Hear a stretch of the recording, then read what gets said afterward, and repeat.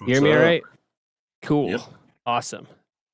This is BFS Live, episode 94, Wednesday, June 18th, 2025.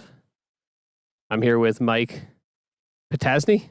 Say it right? Potoczny, you got it. Potoczny from Well, Woods Room Bike Park, or soon to be Woods Room Bike Park, down in Pittsburgh, Pennsylvania. How you doing, Mike? Doing well. Stoked to be here. Awesome. I'm sure some people know who you are. You guys have been pumping the social media hard in the wake of the closure of the Wheelmill Bike Park. You're opening a bike park down in Pittsburgh, as I just said. So that's awesome. Let's just start this thing off and just tell me who are you? Who is Mike Potoczny? Yeah. Who is this guy? I'm Mike Potoczny. Been a lifelong bike rider. Some of you might have seen, younger life having jumps in my yard as a child, and I grew up on like a 50-acre farm with my brother, and we had bike jumps. And as I grew up, I got a chance to develop the Wheelmill, and I helped develop the Wheelmill Bike Park in Pittsburgh. Did that for 10 years. Had a lot of fun. Made a lot of events. Did a lot of stuff with Winter Welcome Jam or Next Generation Jam, which is like a youth-based jam. All those started out of the Wheelmill. The Welcome Jam started out of my parents' property where we had, our trails. And, I guess who I am is a lifelong BMXer who loves to do events and build stuff. So, whether it's dirt or wood, I've always enjoyed it. But for some reason, I've always liked building wood, though. And that's sort of why I was at the Wheelmill for so long, is I like building wooden ramps. Do you have a 9-to-5 job, a career outside of the bike stuff?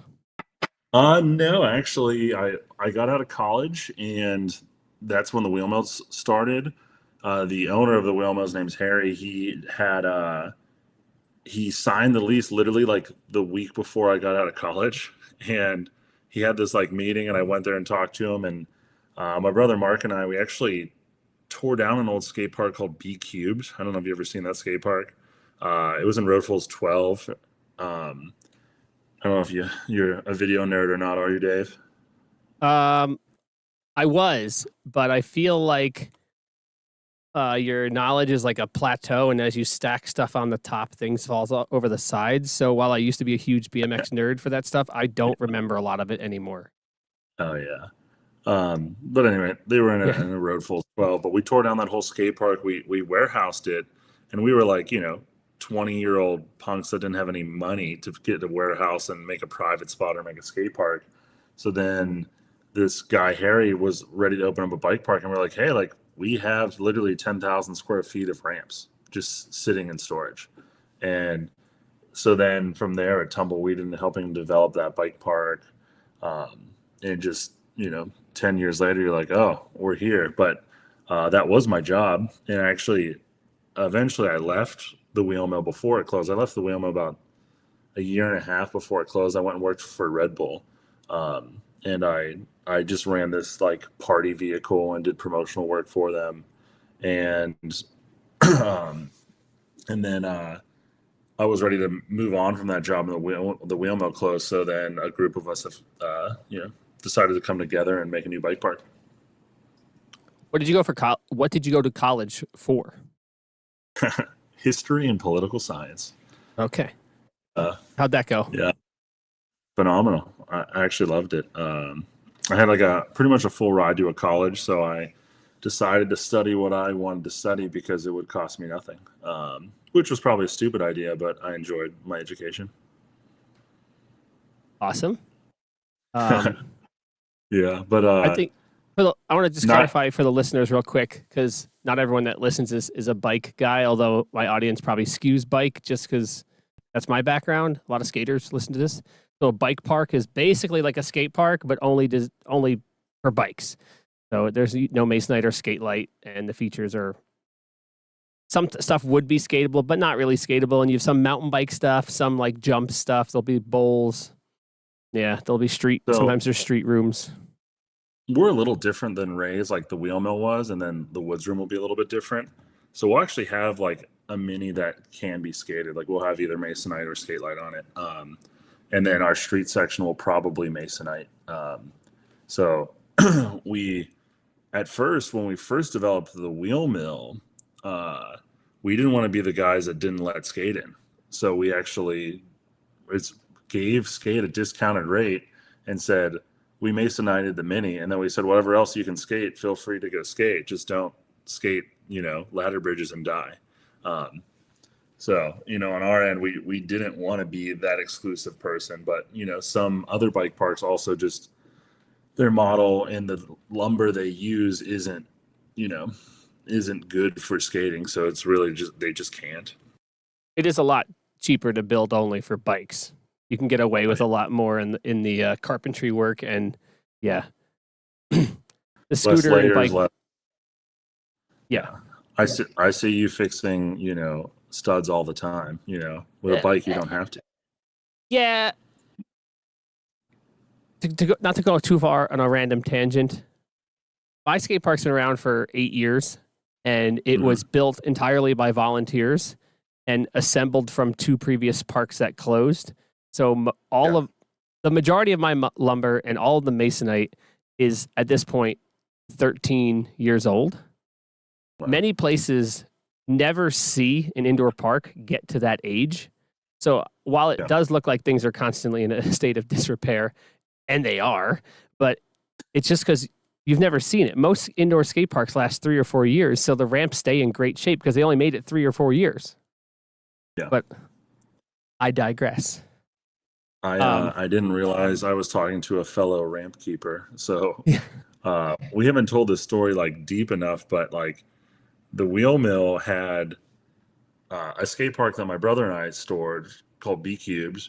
And then the wheel mill also acquired a skate park called Mr. Smalls that was in Pittsburgh. And Mr. Smalls also had the 2001 skate half pipe from the X Games. And then I also got pieces from Daniel Durr's Action Sports Complex. So all of those ramps will be in the Woods Room. So, dude, it is hilarious. It's so sick. You probably remember Extremes, the old iconic Rochester skate park. Oh, yeah. So, there's Extremes 1, and then it got moved to Extremes 2. And then when Extremes 2 closed, a lot of that lumber ended up at RASP, and RASP is what turned into BFS. And there's a bunch from Crank's bike park here. So, just like your park is going to be, my park is the ashes, the ghosts of 4 other skate parks living on here. Is that what your rhythm is? Is your rhythm from Cranks, or is it just recut? Redone? Just the big box. It was the shadow box? Yeah, no, the shadow box was the long one, the last box before the big berm at Cranks. This was the second box in the Cranks line that was the step up that everyone thought was the best jump. And then ironically, that step down and then that next set. Yeah. And the ironic thing about that was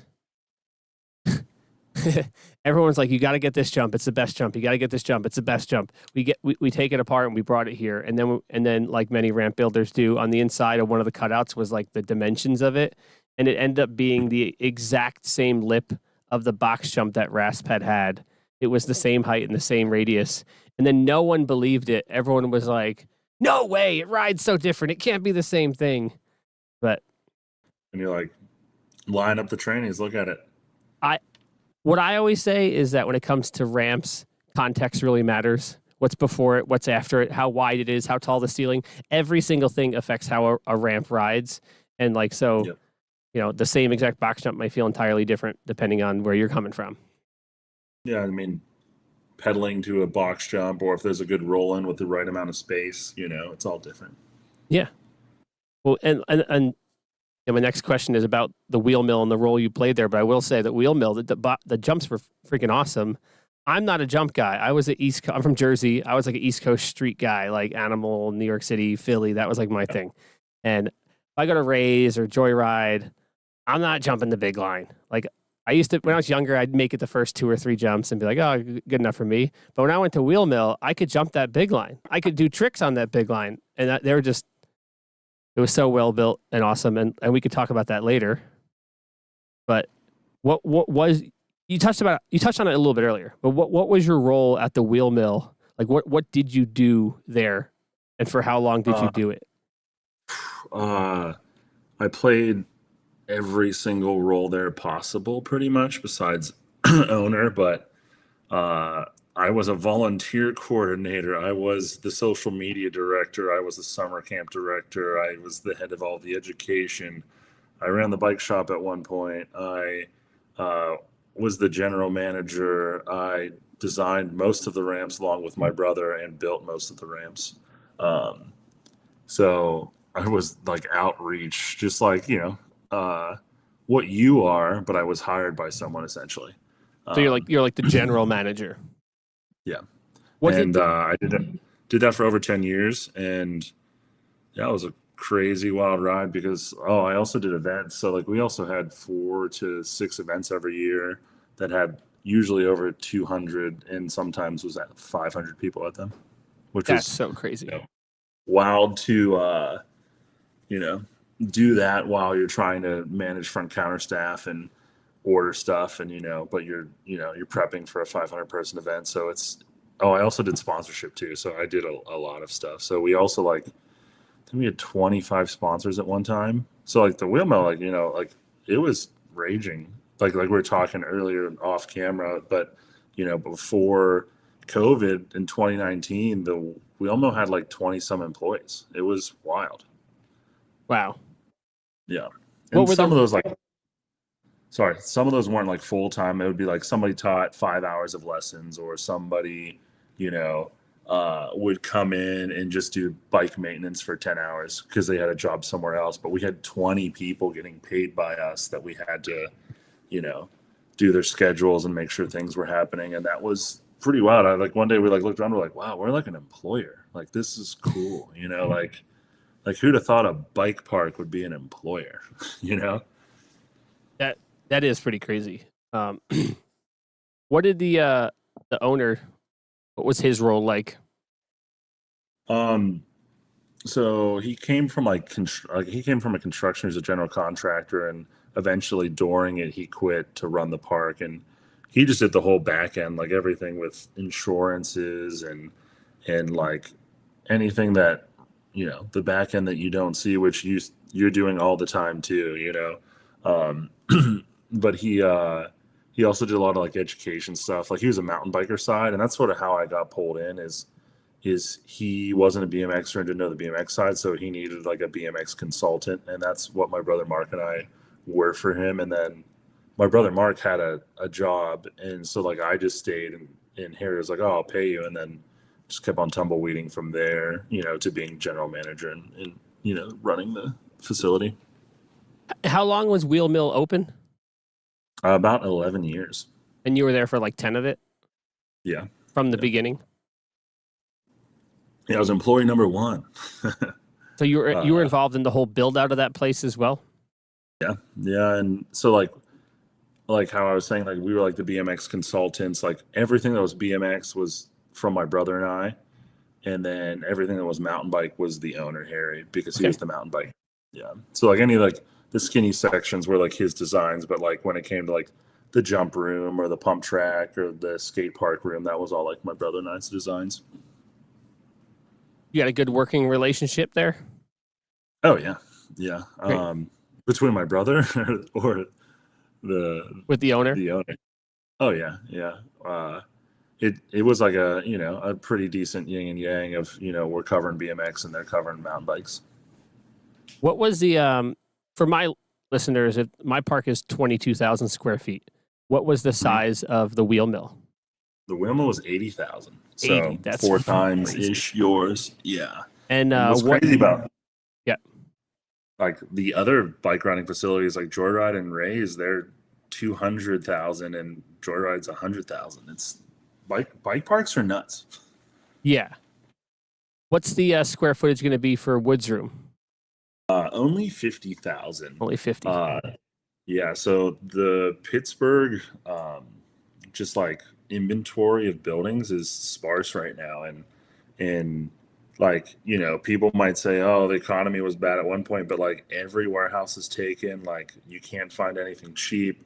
And yeah, there was some bigger ones, but they'd be like $15 a square foot, or if you wanted to buy it, it was like $8 million.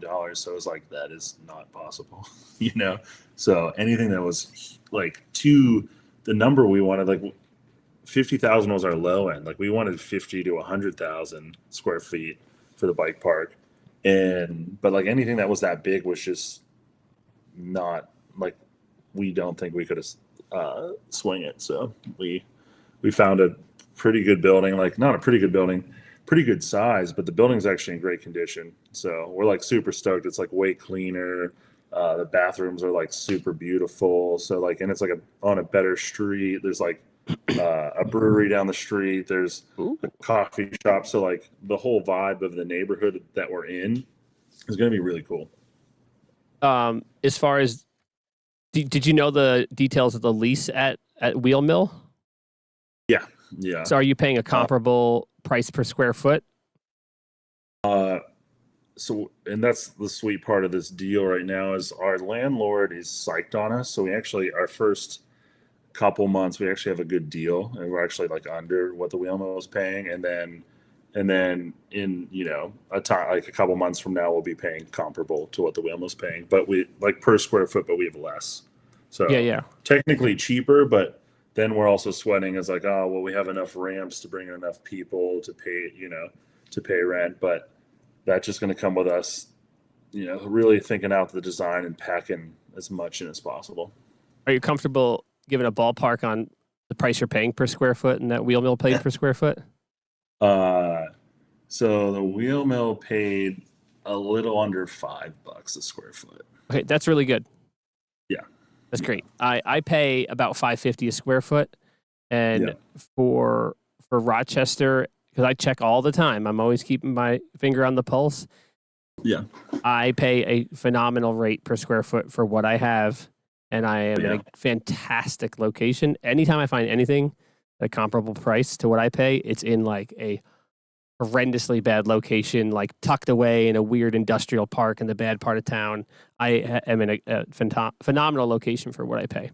So that sounds great. So Pittsburgh, man, like all the other places, like it, you know, it was $8, $10, $15 a square foot. So like, it's been wild shopping buildings, because like you'll go somewhere and they're like, oh, we want $10 a square foot, and you're like, how can you do that? Like, that is not possible. Like, you know, like $25K a month or something, right? 30K, 40K a month.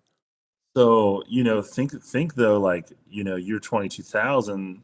If we're paying, you know, $4 or $5 a square foot for 80,000, that is a lot of money per month, you know, like, oh yeah. And it is wild looking at that bill. You're like, woo, you know, like, so it had to be what, 35, 40, 35, somewhere in there. Crazy. Yeah. So, you know, it is wild. Like, I don't like, you know, people don't stand off, and you're like, a lot of these rental agreements, you have to do personal guarantees and all this other stuff. And like dogs. So is that you? Are you're the personal guarantee? We are lucky. We actually do not have to put one up. So, but on every other property, we had to. Yeah, people don't understand that like I use this example all the time.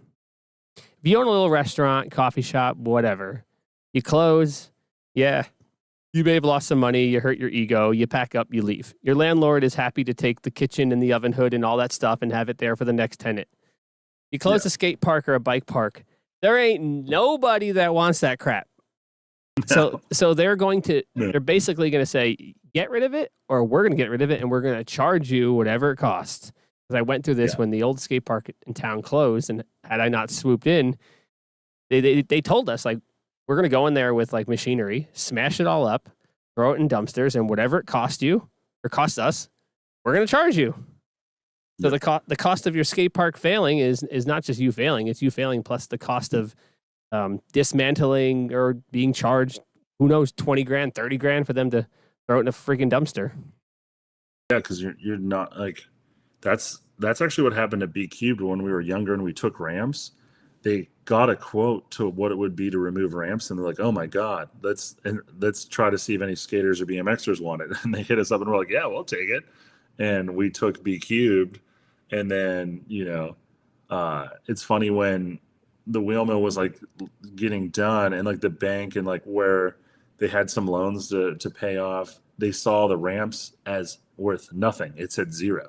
Like it was actually a liability, not Yes. not worth anything. It was a liability because it costs money to tear it down and move it. And the banks were just like, no, because we were just like, can we take this? And they're like, yeah, we do not want it. Yeah. Like, it is cut up boards, and it's only worth money to a bike rider or a skateboarder who's insane. Dude, totally. When the time comes that I'm done, which could very well be a year from now, because I don't have much time left on my lease, and if things don't turn around this year, I'm not sticking around. But I'll put it up and be like, I'm open for a year left, and whoever wants it, like, literally, whatever. I don't care. Like, if I would, and personally, if I were to get out of it, I wouldn't. Even if someone wanted to buy the ramps, I'd sell it for like whatever. Honestly, pretty much anything. But I wouldn't sell it to someone that I didn't think could do it. Right? I wouldn't hand this off to someone that I think would do it for 1 year and then be underwater and quit and it's over. I would probably only sell it to someone who I think really had the drive and the motivation and the support to really keep the dream going.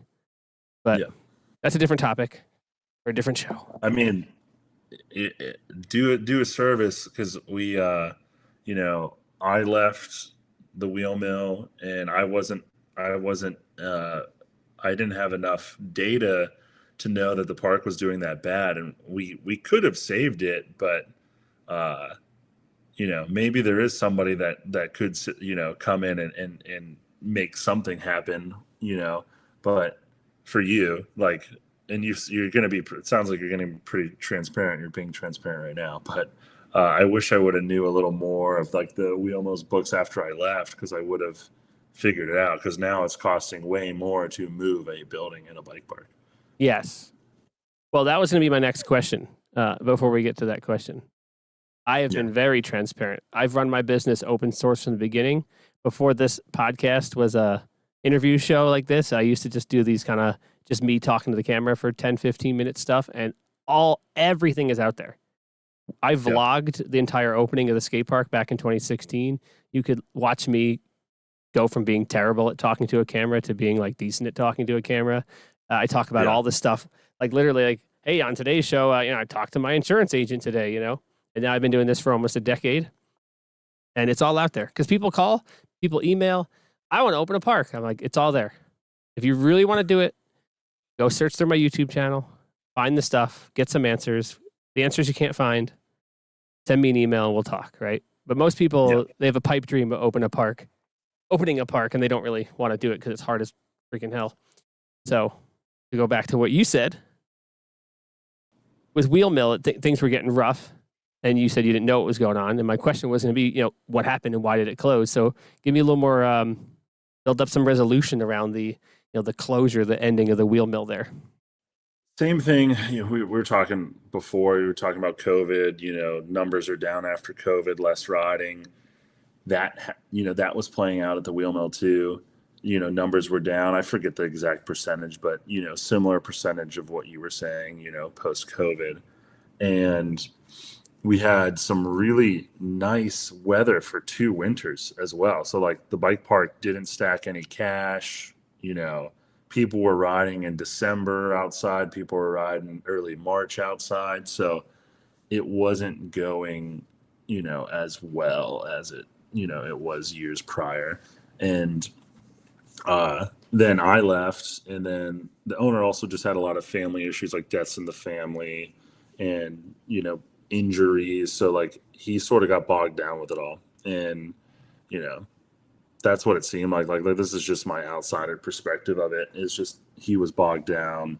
He was ready to roll because he tried to make something work for 12 years. It's just like you're talking about. Something's got to give. And I do like all of your different events and things you're trying to do and open mics, and you definitely have a different approach to bike park. And I just feel like at that point for him, he was tired of trying new approaches. He was just like, oh, I'm toast. And, you can't fault him for trying something as hard as he can for 11 years, And, it was actually 12-ish because by the time you rent the building, build the building, get all that stuff, it was like 12-ish years of him, running a bike park.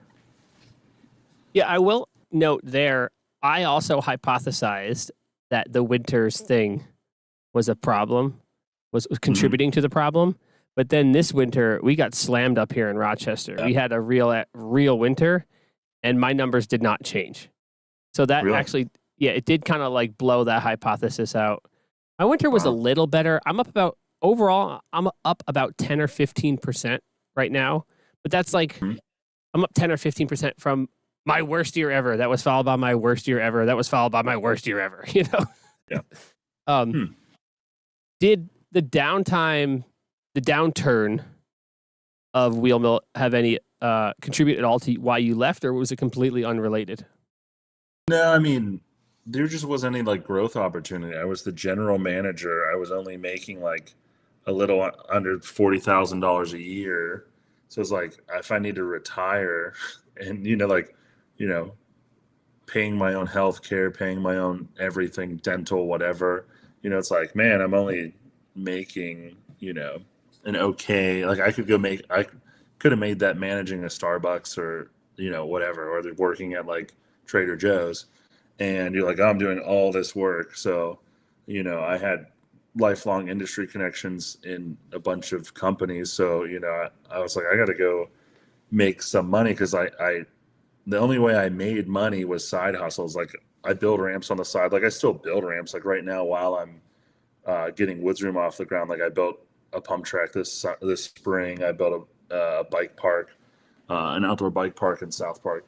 So like always was side hustling ramp like builds, and then I was also doing BMX stunt shows on the side too. So like the only way I bought a house is because one summer I did book it was 27 stunt shows, and I made my deposit for my house by doing those stunt shows.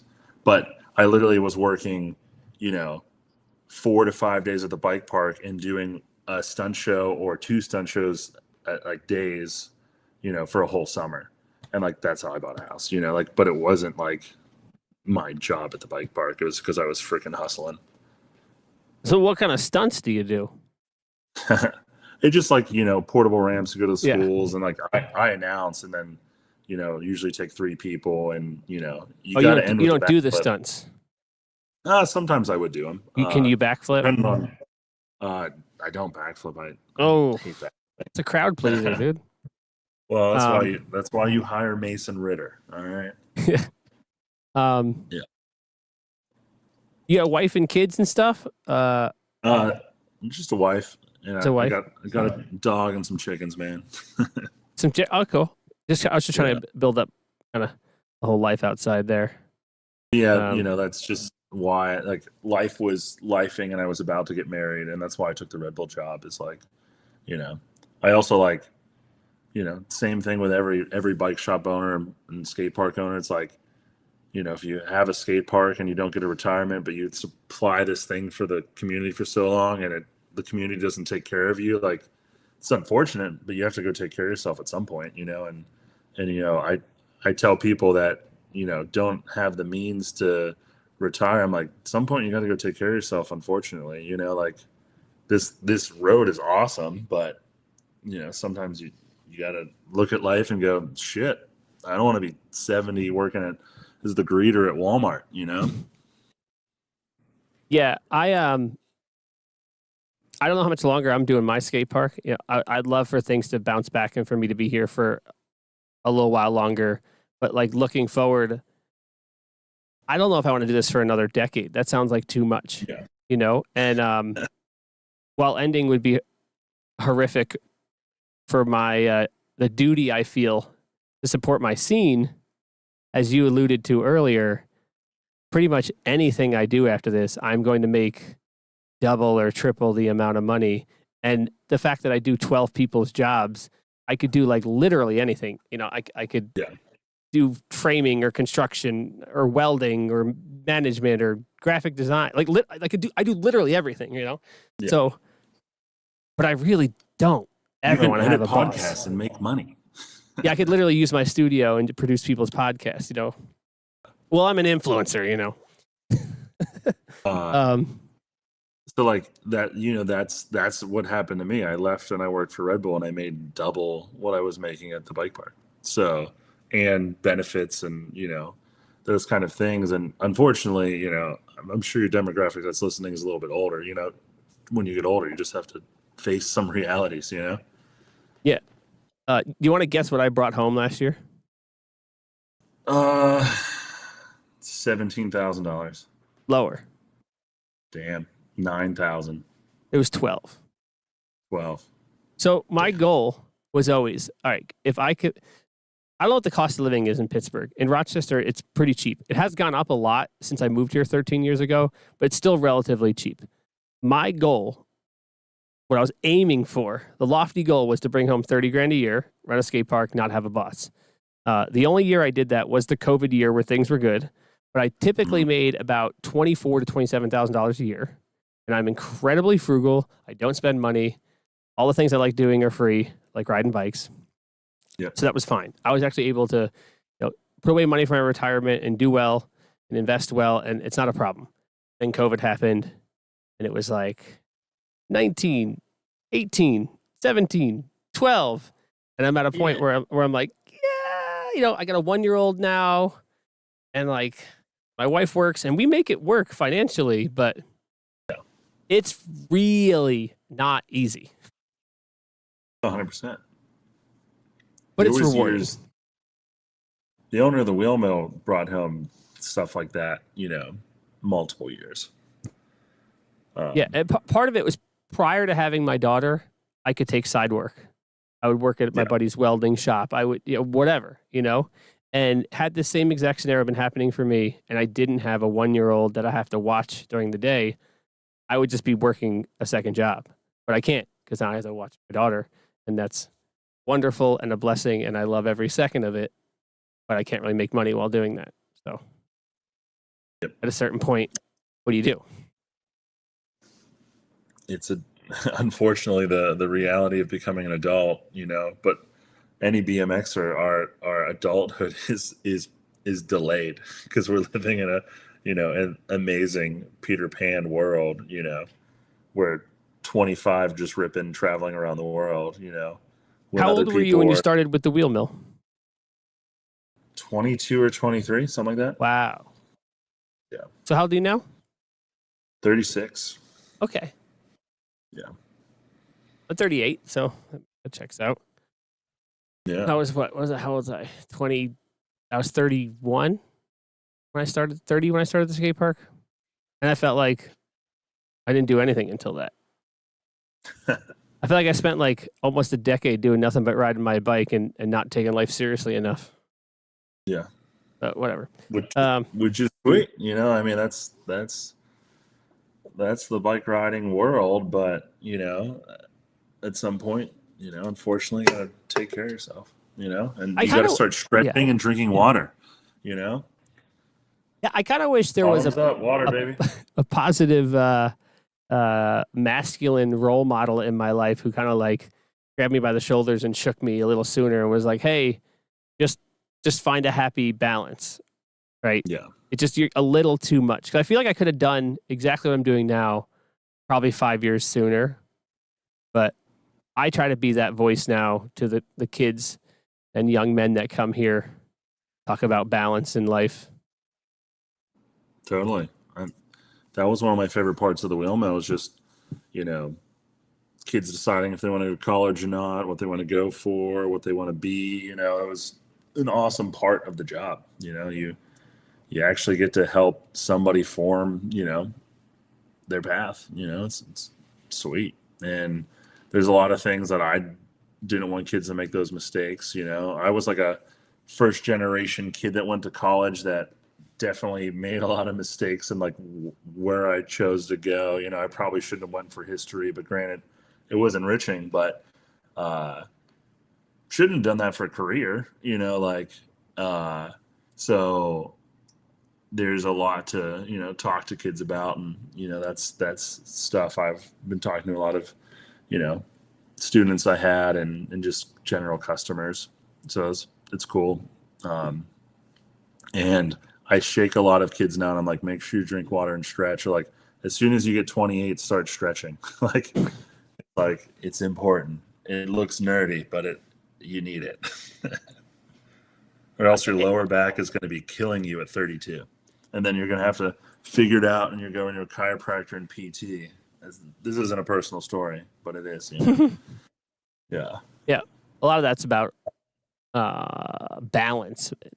You do one activity and you're like just strong in certain ways and weak in other ways. And as you get older, that manifests in all sorts of problems. But that's a different topic for a different show. I mean, that's also in knowledge though, because, if you just bike ride, it's just like so many of my friends that were, pro riders. And then when they got done being a pro rider, they're like, what do I do?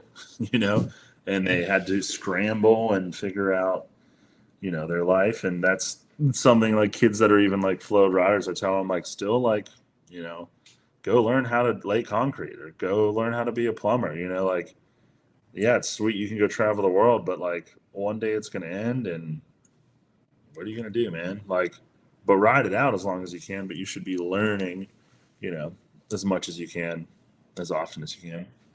That's something we've tried to tackle on this show. I brought in some of the young kids around here who were sponsored, and like, what was that like? And I had J Rowe, the Kink TM, trying to explain a little bit of what being sponsored is like. And I don't want to say I'm trying to make people realize it's not all it's cracked up to be sponsored, but it is more about balance. There is, like, as you said, like, maybe work on a skilled trade on the side while being a rider, right? Because like, as you said, your friends who they got to an age and, the gravy train came to a stop and you're like, oh crap, what do I do now? That's not a really great place to be when you're in your late 20s or early 30s. No, then some of them had kids or, mortgages and their sponsorship checks ends and you're like, whoo, what do you do? Yeah. Yeah. But that was great. I think we got a good feel for who Mike is here. Yeah. We're going to, second half. Was that question one? Was that question one? Yeah, that was the whole first half. We hit all the questions. Okay. Before we get to the second half, we're really going to dive into what you're doing down there with this new bike park. I wanted to have a little middle topic, and I wanted to talk about the bike jumps and the bike lips, because Will Luth told me, he told me that the lips at the Wheelmill and the way you build lips, that they aren't just radiuses. He told me that it's a radius, a bit of flat, and then another radius. Is that true? That's how we do landings. Most of the lips are a consistent radius, but we are going to actually at the Woods Room, we're actually going to mess around. We're going to build a box or two with what Will's saying, like a radius to either flat or a radius, and then the radius changes. So like if you go look at dirt jumps, like no dirt jump is a consistent radius. They're not. And a lot of dirt jumps go radius to flat. And that's the way most of the dirt jump landings are. So like that's why the landings felt so good at the Wheelmill, is one, they were stepped up, and two, we actually, like, it wasn't just landing into a radius, like you had a wall to dive into. And that's why those jumps feel so good. Is we, when we built those jumps, we looked at every wooden jump line that existed pretty much and went, what sucked and what rolled, about every other jump line, whether it was like Woodward, Changa 2, Changa 57, Rays, Joyride, what do we like about it, what we don't like about it, and then looking at real jumps. And this is something really weird. So this is like a really, not an off tangent, but so when you like ride a hip at a set of trails, the hip, you usually over rotate that hip by 5 to 10 degrees. And we actually did that at the Wheelmill. So like something that would be 45, the landing was like 37 or 40 degrees. and your body naturally made up for it. And then you never overturned because you were already overturning the hip anyway. Have you ever hit a jump and felt like you were, you know, angling the wrong way and it wasn't like setting you in the right spot? Yeah. So like really weird. Like we were just like walking around our trails and looking at tire marks, and then we would watch people hit stuff and watch their bodies. And so like we weren't only just like looking at like what the physical jump was, but we're actually looking at like what people were actually, how they were using the ramps, like the dirt ramps out at trails, like how they were actually using them and what happened. And then we like replicated that inside, which is like an insane theory, but we're just like, let's try it. And it felt great. And it seems like it's a principle. This is incredible. Will told me that you guys are crazy nerds about this stuff. And this is super exciting because I live in the ramp world, and we could probably do a whole 2 hours about just that. That is really, I think really. I've done 3 hours on this before. That's so sick. I've always said, tell me how you feel about this, that the smaller the box jump is, the harder they are to get right. And that's basically like a fact. And the reason I always said is because the smaller the jump, the smaller the landing, the smaller of the less leeway you have, right? If you have a 6-foot lip with an 8-foot landing, if you overshoot by 2 feet, there's still plenty of landing. If you have a 5-foot jump with a 3-foot lip with a 5-foot landing and you overshoot by 2 feet, you're basically flat, right? I think that checks out. 100%. I mean, we always say, like, people say when you go to a set of BMX trails, people are afraid of big jumps, but the big jumps are easier because there is more room for error. You can overshoot by 2 feet. You can you know what I mean? Like you can case and still pump because the landing is, 10 foot tall. So like there's so much room for error in any direction. If you come up short, or if you come up long, or like that, you can just like vary. And that's why like you could jump the big jumps at the Wheelmill, is they were designed correct and they had big landings and they were spacious and you could use what was there. And I always like little jumps, I think, are really hard because also you have to account for like the kid's skill that's using it or the adult skill. And oftentimes you have to make it kind of steeper than you would because the kid wants to get off the ground. If you make it like appropriate mellowness, because often you have to make it steep, but it has to have a mellow landing, and you often feel like a dunk when you jump it, like when you're a good rider. But a kid can't get off the ground off a mellower lip. You have to give them a slightly steeper lip because also they like want to have fun. You got to give them a win. You know what I mean? Like if a kid can't jump, they don't want to come back. You know what I mean? So like it's weird. It's almost marketing at the same time. But if I was building that jump at a set of trails and I was just skimming through, I'd never make the lip that steep. But like you have to like adjust it to also just keep the kids engaged and entertained. Like, if I can't get a kid off the ground in 1 or 2 lessons, they get bored. So like it's like a win. It's like a way of giving them a win. And like unfortunately, it's like a weird reality. I don't know how you feel about it, but that's how I feel. No, that all checks out. Yeah. Small jumps are much harder. Oh yeah. My jumps are actually all copy. I told you this, we were talking earlier. My landings I just straight up knocked off your landings. I was there a couple of years back, and after I could jump those, I was like, these are just perfect. And I had the level app out on my iPhone, and I was like taking measurements at different heights and tried to like reverse engineer the radiuses and the sizes because my landings were terrible. And part of the reason my landings were terrible is because my park was built out of pieces of old ramps. So we literally just like threw the landings together with whatever. We did not choose the radiuses. So like our first box jump, it was like sorry, what was that? You had the landings. It was predetermined 10 years before you were even making your skate park. Yeah, so our first jump landing was like tight radius, a steep wedge all the way down, and then a really tight radius at the bottom. It was like, and then the second one, which was the lip and the top of the cranks box, then it literally just turned into a wedge because we had a giant wedge and then radius at the bottom. So it was almost like a landing and then like a secondary landing. It was really weird. And we redid the first box because the landing was, quite frankly, dangerous. Yeah. And we mimicked yours. And I remember the radius being really, really long, maybe like 11 or 13 feet or something. Really. 12 to 13. Yeah, I think that's what we did, something like that. And it came out so good. So we just made the exact same landing on my second box. And it made my box jumps probably more than twice as good as they were. And they're still not great, but box jumps are freaking hard. They're so hard. This is like also nerd stuff. Like we built multiple landings. We made it so that like we were jumping them with stilt decks, so we would get like sort of the perfect distance. So like we were like doing research, you know what I mean? Like we were like moving things and in adjusting. Like we built multiple landings, but they were just like 8 foot wide and hit them. And we're like, okay, we like this. We'll build it. So a lot of research went into it, and so thank you for enjoying them and building them yourself. It's pretty cool. See, we tried to do that, but I'm not a box jump rider. As I said, I was a street guy.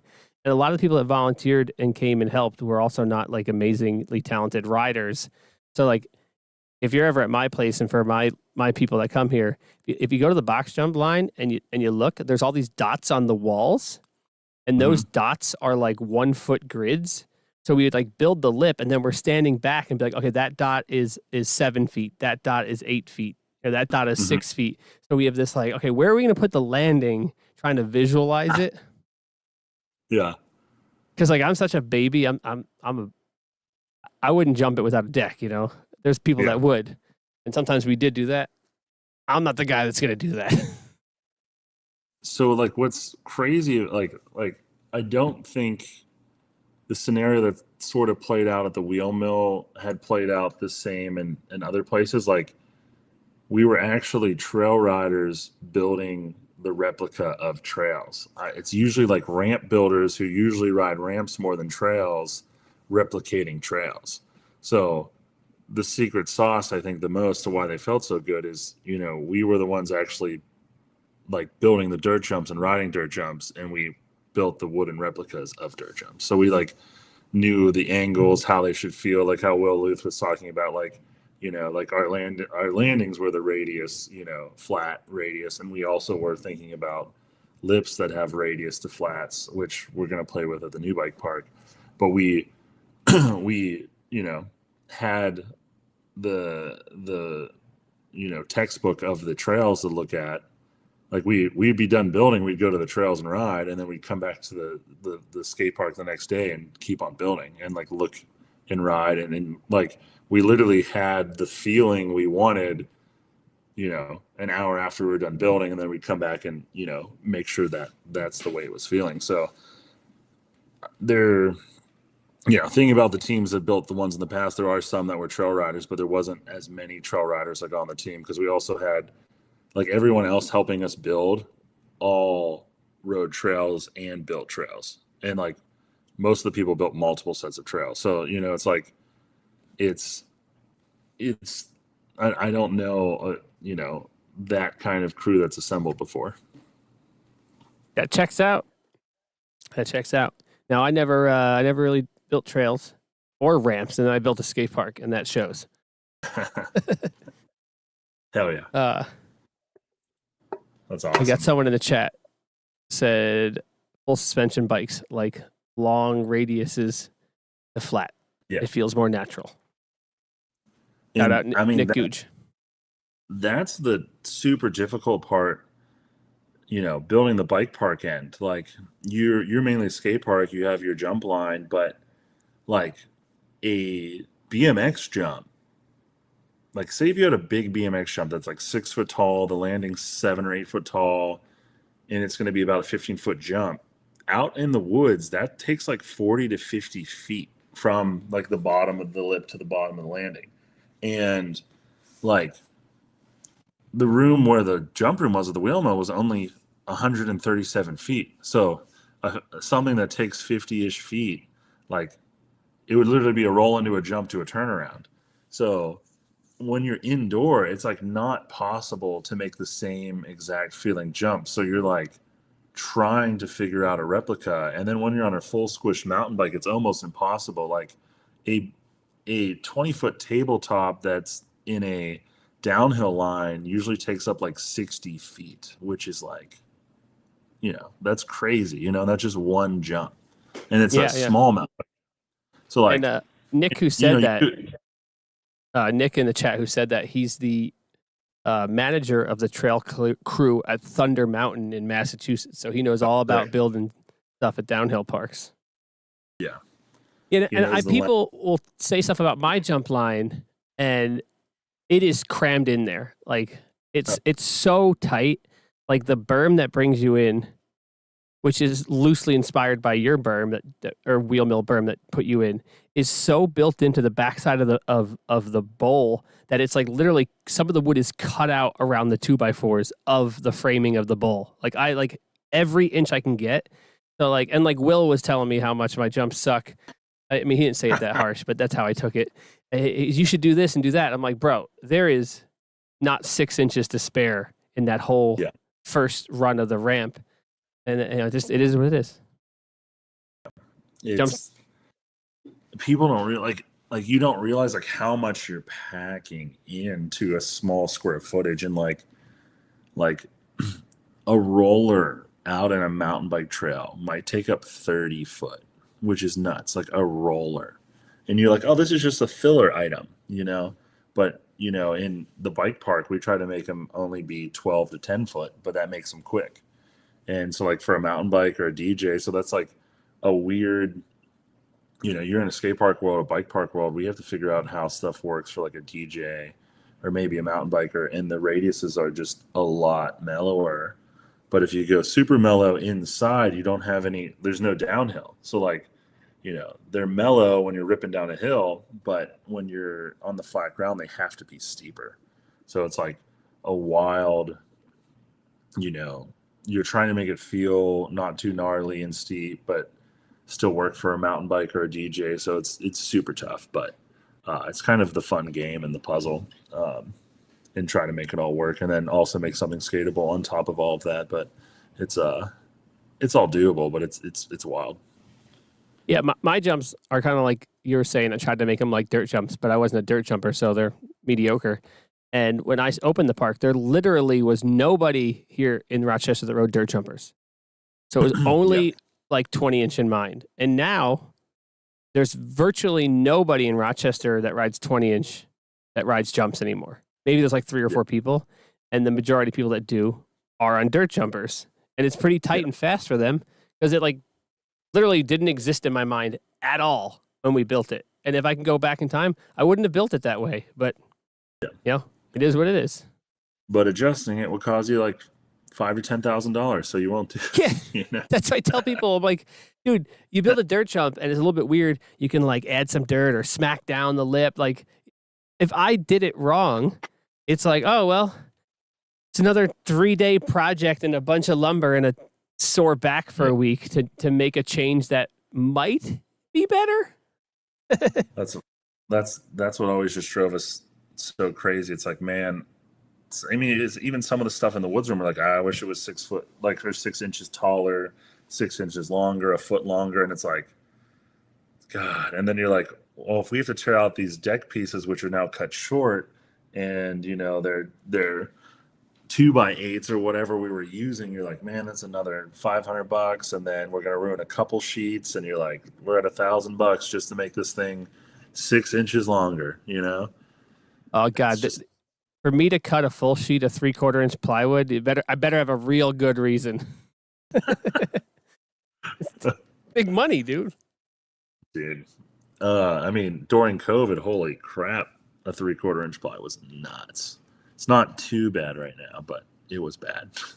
Right before COVID, I had a guy. He was an old BMX head in Rochester. He was like super good back in the day.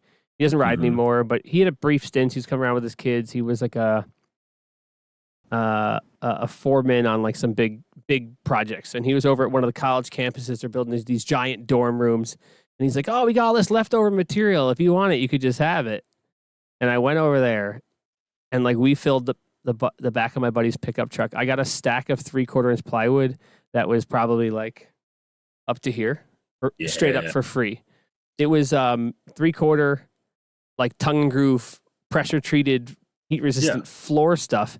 And they used it to cover the windows while they were waiting for the windows to come in, and they just like threw it out back. So with my last big project, I finally used the last sheets of that free plywood. I was flying on that stuff for years, dude. It's awesome. Same thing. There was an apartment going up by the Wheelmill years ago, and you know how they have to put railings like around. They put wooding railings around the roof, and like they cover the windows too. If it's not plywood, they put 2x4s.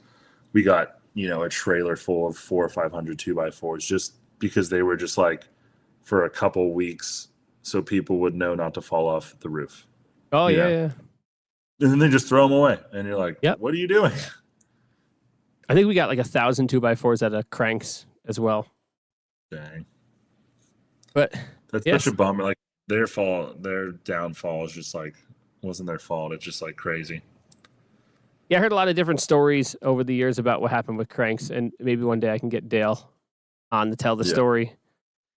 But I mean, it's good dissecting, you know, just for you and me. I want to hear the full story, you know, because knowing all of the ways parks fail, you know, it's good to know. And then the other, there's a skate park in Syracuse called Black Mamba that didn't allow bikes until fairly recently, and he posted maybe a month ago that he's, you know, selling his skate park. You know, see what happens with that. He's been in the game for probably 20 years, long time. He's been out there. It's wild. There's been multiple, you know, skate-only skate parks that, you know, the last year or two they let bikes in because they need the money. You know, it's a normal move, and it's and when they do that, I usually just think in my head, I'm like, they must not be doing that well. You know, they were 17 years skate only. Why would they have a change of heart? Did their son come out as a bike rider? I don't know. You know? That's funny. All right. Anyway, you are opening this new bike park, Woods Room, right? Yep. What is Woods Room going to be? Who is involved with this project? And what is the vision? Paint me a picture. So, like we're talking about, you know, Crank's downfall. We made a team, and there's going to be 6 of us involved in the park. And part of it is actually that we want to disperse risk, and we also want to disperse, you know, our bandwidths. So they'll, you know, we don't stand to make that much money, but the model we're looking at is like, oh, well, you know, we're all going to work towards this community asset and make it work, you know. And if we have some bad times and we need to spend, you know, I'm going to open up another seltzer here. We're partying. If we need to, you know, we need to put $15,000 or $10,000 or $20,000 in the park, you know, over 6 people, that's not that bad. But one person, it's like, shit, $20,000, I'm kind of screwed, you know, like, so we're changing approaches for the Woods Room because we want to make a sustainable bike park that works, and, you know, not to look at you, but I've seen, you know, 20 or 30 skate park owners. You're the one working there. You're the one there late nights. You know, and it's only you. And I've watched it play out, you know, at 20 or 30 skate parks, you know, all over. So through my time of bike riding, I've been dissecting, you know, all of the problems and trying to adjust, you know, to make another home. So, you know, what the Woods Room will be is hopefully another community hub like the Wheelmill, but sustainable through, you know, a group effort over, you know, usually a skate park is only 1 to 3 partners, you know, and that's just one thing that's going to be different. But what's another question you have about the bike park? Sorry, I forget the It was what is it going to be? yeah, what's it going to be? Who's involved and what's the vision? Oh, so who's involved? That's why I was saying the who's involved. So there's 6 of us involved. Myself, my brother Mark Potoczny, some longtime trail riders that now have families that ride. This guy named Justin Cummings, his whole family rides, but he rode trails for the last like 35 years. And some of these guys had stints where they disappeared from bike riding, but they're back and riding. Another guy named Rich Rostrasher. If his claim to fame is he's on the VHS booklet of 1201. So legendary bike video. But he has his kids ride, his wife rides, kid rides, not plural, but a guy that used to own a clothing brand in the city. He's been like a lifelong bike rider. His name's Dave Bartek. And then we got a young gun. His name's John Irv Hollingshead. So as we get older, hopefully John Irv will carry a lot of the torch. He's only 20 years old, so he's on the team. But we also didn't want to be just 35-year-old plus dudes. You know, we need some young blood in our crew. And so I'm really excited. Like John Irv was like one of my summer camp instructors. He worked at the Wheelmill, so it's super cool to have someone else on the team. But that's our team. And it's going to be very similar-ish to the Wheelmill, but, you know, we're dissecting it like I was telling you, like, you know, what was going well, lessons in summer camp. So we're going to double down on that. Bike shop was going well, double down on that. And then also look at, like, what ramps people liked or didn't like and, you know, slow down on some ramps. Like some of the techie-ish mountain bike stuff was falling off popularity. So, like, we're going to slow down on that. And people love in our region, I don't know if they do in Rochester, but they love jumping and pump tracks. So like we're going to do way more jumping and pump tracks than say like a ladder bridge or a skinny. So we're going to do a ton of that. So just, it's going to be another like bike park, community hub. We have a ton of events. We have a good bike shop. Something that will, you know, I don't know how much food do you do? Do you have like hot food or anything there? I do not do hot food because of the red tape around food handling. We're going to figure out some of that, but we're going to do more food, but we actually might have a bar in the park as well. So like there'll be a tap room so parents can like I'm on my way. Yeah. We're working with some like local breweries, and the Pennsylvania law isn't too difficult to get like a tap room. So it's difficult for everything else, Pennsylvania's alcohol laws, but for some reason breweries tap room laws aren't that difficult. So hopefully we'll have a tap room in our facility, or periodically in winter and busy time, we'll actually have like a bar in there. So just like a ton of little adjustments, but like similar ramp structure to what the Wheelmill had, but we're doubling down on like what everyone loves. Like, you know, people love the jump room. So we're going to make sure like we have an even better jump room. Hell yeah. That's the goal. When you said you have 6 people involved, are all 6 of these people owners? Yeah. Equal percentages? No, it's all different between okay. time and money and all that stuff. Yeah. But yeah. 6 owners seems like a pretty good long-term strategy, because if someone fades out, they could pull out, and then for someone to buy in, you can get some money into the brand and a new person involved. And if you have 6 people and one drops out, we'll get another 6. Like for me as a one-person show, if someone wants to buy into my park, I'm like, that seems weird. It's just been me. But if you have 6 people, I like that. That's interesting. When we started, we hashed all of that out already. You know what I mean? It's like, how do you leave? You know, like if you die, you know what I mean? Like we talked about all this stuff. Like if we die, that's what awesome.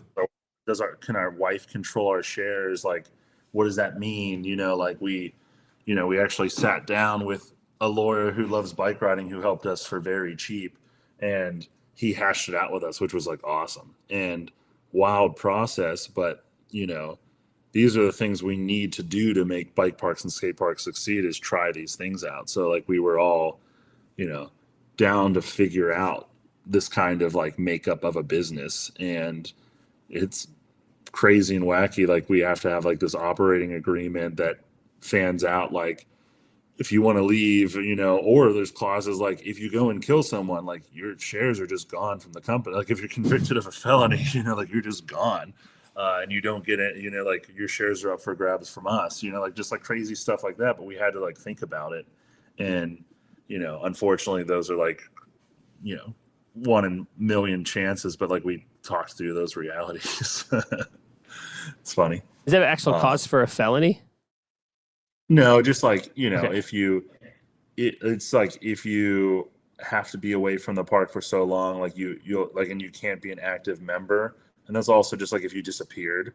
But the same thing, like if you go to jail, like you're gonna you actually like if you're not a part of the company actively for so many like months or years, like you lose your shares because you're just gone. Yeah, like if you're just gone, yeah. But it's just like crazy clauses like that you're just like, oh, I have to think about this. Like, are you an S corp? We are in tax purposes is crazy. We are a LLC electing to be taxed as a C corp. C corp. Oh, interesting. Yeah. Yeah, I have an S corp. Okay. Everything you just said does sound very sustainable, and you said, I think I'm being rational. Yeah, you alluded to something more sustainable, which suggests that Wheelmill wasn't as sustainable. If that is the case, what wasn't sustainable about the Wheelmill?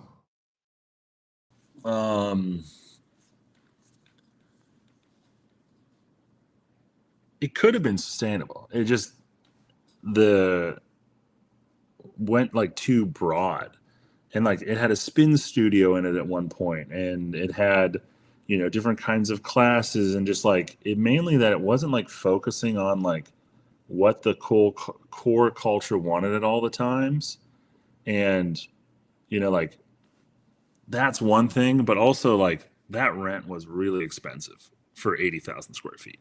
Yes. Like, almost 20 G's a month is nuts, and that was crazy. So it's mainly the rent was super high, and the Wheelmill was also behind the 8 ball.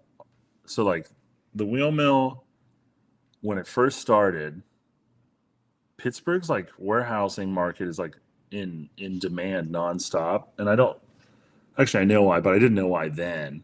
But the Wheelmill like didn't get any time period where they had discounted rent or like a month free to build out the bike park.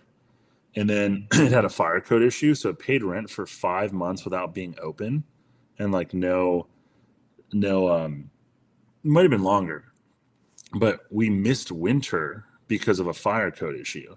And the Wheelmill was just like behind from the get-go, and the owner did a smart decision. Like he took out some loan, and he was just sitting on a nest egg of like it was like $30,000 or $50,000, excuse me, and he was saving that for summer for bad time. And then we missed winter because of a fire code issue we had to go through. And so then he spent like 2 months on rent when it was almost $20,000, and he lost that whole like goose egg. And we were just like behind for years until like 2017, 18, and 19. It's like when we were like making money. And then there was just no money. Like we just and like 17 and 18, we just paid off all of our past debts because we had to go into debt because we like misjudged our fire code, and it was just behind. And then the owner didn't want to take on any more debt after like COVID. And that's sort of one of the things, like when he like ended, he's like, I don't want to take any more debt and keep on fighting the way we had to fight before, because we were just like clawing tooth and nail to make it succeed, so also some of the non-sustainable things, like we weren't like figuring out ways to make more money per customer. So like, say if we can only put in so many people in this building at one time, if we have a bar and there's dads sitting there not paying any money to ride, but they buy a beer, and we make $10 off that person sitting in the building. It's this money that like we could have been making the whole time at the Wheelmill, but we just didn't figure out an alcohol way. We always thought about it. There was actually room to put in like a possible restaurant or bar and just never got to it. But like that priority of trying to make money off other people that are just sitting in the building, and it's actually adding to the experience. Like how sick is it? You come have a session, and you get a little tired, but you go buy a beer and we make, 4 or 5 more bucks off that beer, after you buy 2 beers. And if we do that every weekend for, 52 weekends and we're making a couple extra $1,000 a month, it's mainly the Wheelmill wasn't optimizing everything. But what's hard is over 11 years, you just get tired of firing on all cylinders. You know what I mean? And like, I don't fault, the owner for being tired and not firing on all cylinders. You know what I mean? Like, but we're hopefully with 6 people, we can fire on all cylinders nonstop, and actually figure out the efficiencies and ways to make a little more dollars. And mainly like instead of you going down the street and buying beer from someone else, why don't you buy it from the bike park or nachos from the bike park? And we make $5 more off you. Like, why not? If that's going to make us succeed, you should want to buy your nachos from us. You know what I mean? Or whatever that hot food that we will be selling. So you think Wheelmill was getting a sustainable amount of traffic in the door? That wasn't the issue. It was just trying to optimize the revenue from the existing customer base. Yes, and should have raised prices earlier as well. Like, I mean, the Wheelmill had a couple hundred members per month. And like, I mean, that's just like one efficiency, but like, we're also going to like do more events, and hopefully those events, like we're saying, like I told you before, like we'd have events with, 300 to 500 people. And sometimes we get donated alcohol back in the day and we just charge people like $2. And it's like, no, we're just going to charge normal price, like in those big event days, we actually make, hopefully we make $3,000 or $4,000 per event or more. And that will tide us over. Like, we weren't like cashing in when we should have been cashing in, if that makes sense. Like No, that we makes were sense. just like, oh, sweet, it's a party, let's just have fun. And it's like, yeah, we should have just charged $5 a beer and we would have made, 3 more grand, which, when you're thinking about ramps, you're like, oh, I could fix this ramp if I had that $3 grand. You know what I mean? So Yeah. like, there's just things where you're just like, oh, well, we weren't making money on every, and sometimes it's hard. You just want to have fun, but now we need to put on our business caps and actually think about it. And, we're going to try to make money in different ways too. It's like food, alcohol. We're going to try to expand our lesson programs.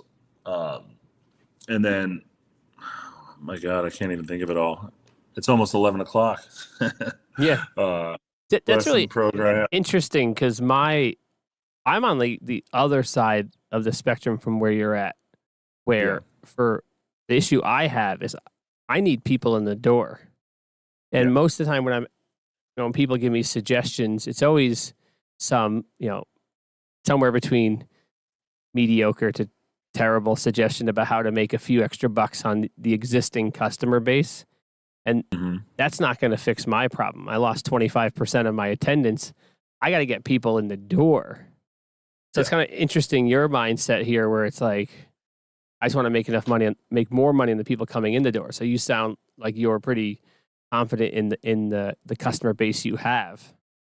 Well, we're also going to be, another thing we'll be like doubling down in is actually like customer acquisition, I guess you would call it. But the Wheelmill, we used to have portable pump tracks and stunt show and do stunt shows. So like I would go to those stunt shows that I told you about, but I'd do them as the Wheelmill to go advertise. Okay. And I would go to a school or a fair, and I was running the show and making the cash, but I'd call ourselves the Wheelmill stunt team, which we will just have the Woods Room stunt team. And what's awesome is a problem of stunt teams is you go to these fairs, you go to these schools, and they just go, BMX is awesome, and they leave. And our team is full of like our summer camp instructors our lesson instructors, our employees, and we go to a school or festival and we go, BMX is awesome. Here's a half off pass. Come ride with us or come join for a lesson. And we give them like the excitement of BMX and we go, here is how. And like, there's times, you know, like we try to get paid for those shows, but depending on marketing, like now I will do it for free sometimes because the return was so good, because we would hand out cards, you know, and they all have codes on them, and we know when they come back it's from this school or that festival. And people like the next day would be at the bike park. And with a portable pump track's the same thing. Like, so we have a portable pump track, and you know, kids on Striders can ride it, and it's like giving them a free sample of whatever food, you know, like it's like, oh, you love it, come ride, here's a half off pass. And they're like, sometimes we ran this, there's a big open like public event where they shut down like 4 or 5 miles of a street, and they call it open streets in the city of Pittsburgh. And we would go do that, and we would say like, oh, if you come to the Wheelmill today, it is free. Like, we give you a wristband at that event, and there'd be like 20 people there literally that day. So like, we're going to double down on like those experiences, because like once you actually ride and have fun, bike riding's fucking fun. You know what I mean? Like, it is an enjoyable experience, and it's really fun to actually go out there and outreach and just be like, hey, like, I've done this thing for 30 some years and I love it. You want to do it too? Try it. Oh, you like it? Here's a half off pass. Like, I'll show you some more stuff at the bike park. And those things worked really well, but the Wheelmill didn't have enough money to do that stuff. And with 6 people, hopefully, like, we didn't have enough money or bandwidth, but hopefully with 6 people, there's 1 or 2 people that can be doing that often. And so like, there's a ton of different things we're doubling down on like that. That is wonderful. That is Yeah. 100% on the target. I could not agree more. A couple months ago, I was on a live stream that Montana Ricky set up, where he had these bike shops come in and talk to some of the owners. He had Robbie from Colt and Bob Pratt from Fiend. And the whole point was like, let's ask these bike company owners questions point blank in front of whoever wants to watch it, you know? And Yeah. the thing that I always bring to the table is like, I think bigger than just BMX, because at a skate park, you have to, right? Yep. And BMX has this problem where everyone is in this like narrow, like we all do this exact same stupid thing, not stupid, sorry. We all do this exact thing, right? And you're mistakes. And you're like, it's like crazy or cool if you do something that's like on the edge of the thing. But if you suggest to any of these people doing something that's outside of this narrow vision they all have, it's like, oh my God, how can we do this? And yeah, the question I got to ask them was, I asked, what percentage of your marketing budget, if you have some sort of allocated marketing budget, goes towards reaching kids that don't already ride BMX? Because it seems like all these bike companies, or skate companies for this matter, are spending 100% of their marketing budget trying to reach the half a percent of kids who skate, and not the 99.4% of kids who don't. And it's like, to these bike companies, it's like lame to do stunt shows or go to schools. And so what you're saying is just absolutely spot on, perfect, if you actually care about the long-term sustainability of getting kids into action sports. I love it. You have to make riders. Like, yes. And it's, you know, like one of my old jobs, I sold credit cards and I hated it. And one day I was like selling bike riding essentially. And I was like, damn, this is awesome. Like, I literally, like I said before, I was like, I could just be like, hey, you know, I love this thing my whole life. You want to do it too? I'll show you how. You know, like, you could get a lesson from me. Like, I don't even care. Like, ride the ramps. If you like it, go do it on your own. But like, I'll be here, and I have bikes for you. I have helmets for you. You know, I have lessons, summer camps. What do you want? You know, I can, you know, and as an instructor side, like, I do a ton of instruction. I raced BMX, you know, I rode in pro contests. So it's like, whatever you want to do, I can get you at least started, you know, to that point. And that's super fun too. It's like, I've had kids that I taught them how to pedal the bicycle, and now they're entering, freestyle contests, and it's awesome. So like I badger sponsors pretty heavily, like bike brands the same way. I'm just like, well, what are you doing to generate customers? Like how do you do it? And like how they do it is actually sponsoring us. And that's sort of why I badger a lot of brands. I'm like, hey, like you helping us is only making you customers, because we're the ones talking to those customers day in and day out. And I'm also making them, and then, a kid comes and I have a Sabrosa kink or Colt, and they're going to buy the Sabrosa kink or Colt, you know what I mean? Or whatever the brand I have. Yeah. Like you want to be sponsoring me, like the bike park, that is not me. You want to be sponsoring the bike park because, when they come in and I make this new rider, like I'm part of them discovering BMX, I'm going to go, okay, get the kink or the Sabrosa, and like, then they're going to be a fan of that brand forever, because their first bike was like, I'm weirdly a fan of GT just because my first bike was a GT Mach 1, you know what I mean? And like, that's because it was my first bike. And, the kid, like my first BMX bike, but the kids are always going to like whatever their first BMX bike is too. So it's like, I think it's cool on our ends running a skate park or a bike park. We also get to, not gatekeep, but we get to influence the kids that actually like cool brands, which I appreciate, instead of getting them on, some Amazon bike or something, and it's cool to get them on a bike where that brand actually supports, some of my friends and events that I run and events that my friends run. So, that is cool to influence that as well. Yeah. In that same conversation I was talking to you about, a lot of the bike shops in the conversation were saying, oh, you got to do more shop stops. You got to do more shop stops. Again, I was like, yeah, a shop stop, if you get the 15 kids in the town that already ride BMX to come to that shop stop, you're not really doing much. Like these companies need to reach out to the shops, have like a marketing pack, make the bike shops equipped to reach out to local schools and say, hey, we're going to have this team here. And then the team riders need to be cool enough, like actually cool enough, to want to like do something in front of some kids, not just like sign some autographs and drink a beer and think they're like the cool guys. Like they actually have to do that. And the bike brands need to equip the shops to reach out to the schools, to bring the people in if you actually want to grow the pie. Otherwise, we're not growing the pie. And like we all agree, the pie's gotten really small and everyone's getting really hungry. But still, it seems like bike companies are just like scared. They're frankly scared to do anything outside the box, anything at all. Because what if it doesn't work? It's like, well, what's happening now isn't working. Yeah. Like you have to do something else. Like my back's been up against the wall at this skate park. I'm trying literally anything. I don't even care. Like I don't want to do these Instagram videos I do. I don't want to pretend like I'm a freaking influencer talking to the camera. But like this is the last thing on the list to keep the skate park open. And like these brands are simultaneously complaining about not making money while being scared to do anything other than the same thing they've done for 20 years. And then you wonder why that you can't sell any more bikes. They should be going to people like you and people like me and like fostering like the strongest possible relationships, because like we are the best allies that the skate companies and bike companies could possibly have. 100%.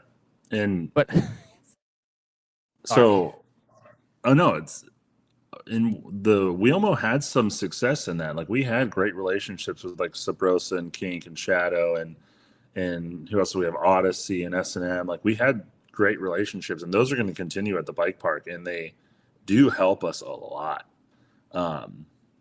So like, one of our first like early adopters of the Wheelmill was Shadow, and like Ronnie Bonner took care of us in a lot of ways, and it was awesome. So like they get it, but some other people don't. But also budgets, like those brands I talked about, things come and go because their budgets change, of course. Like they might not be able to, bring in pros or give us rental bikes or something, whatever it is.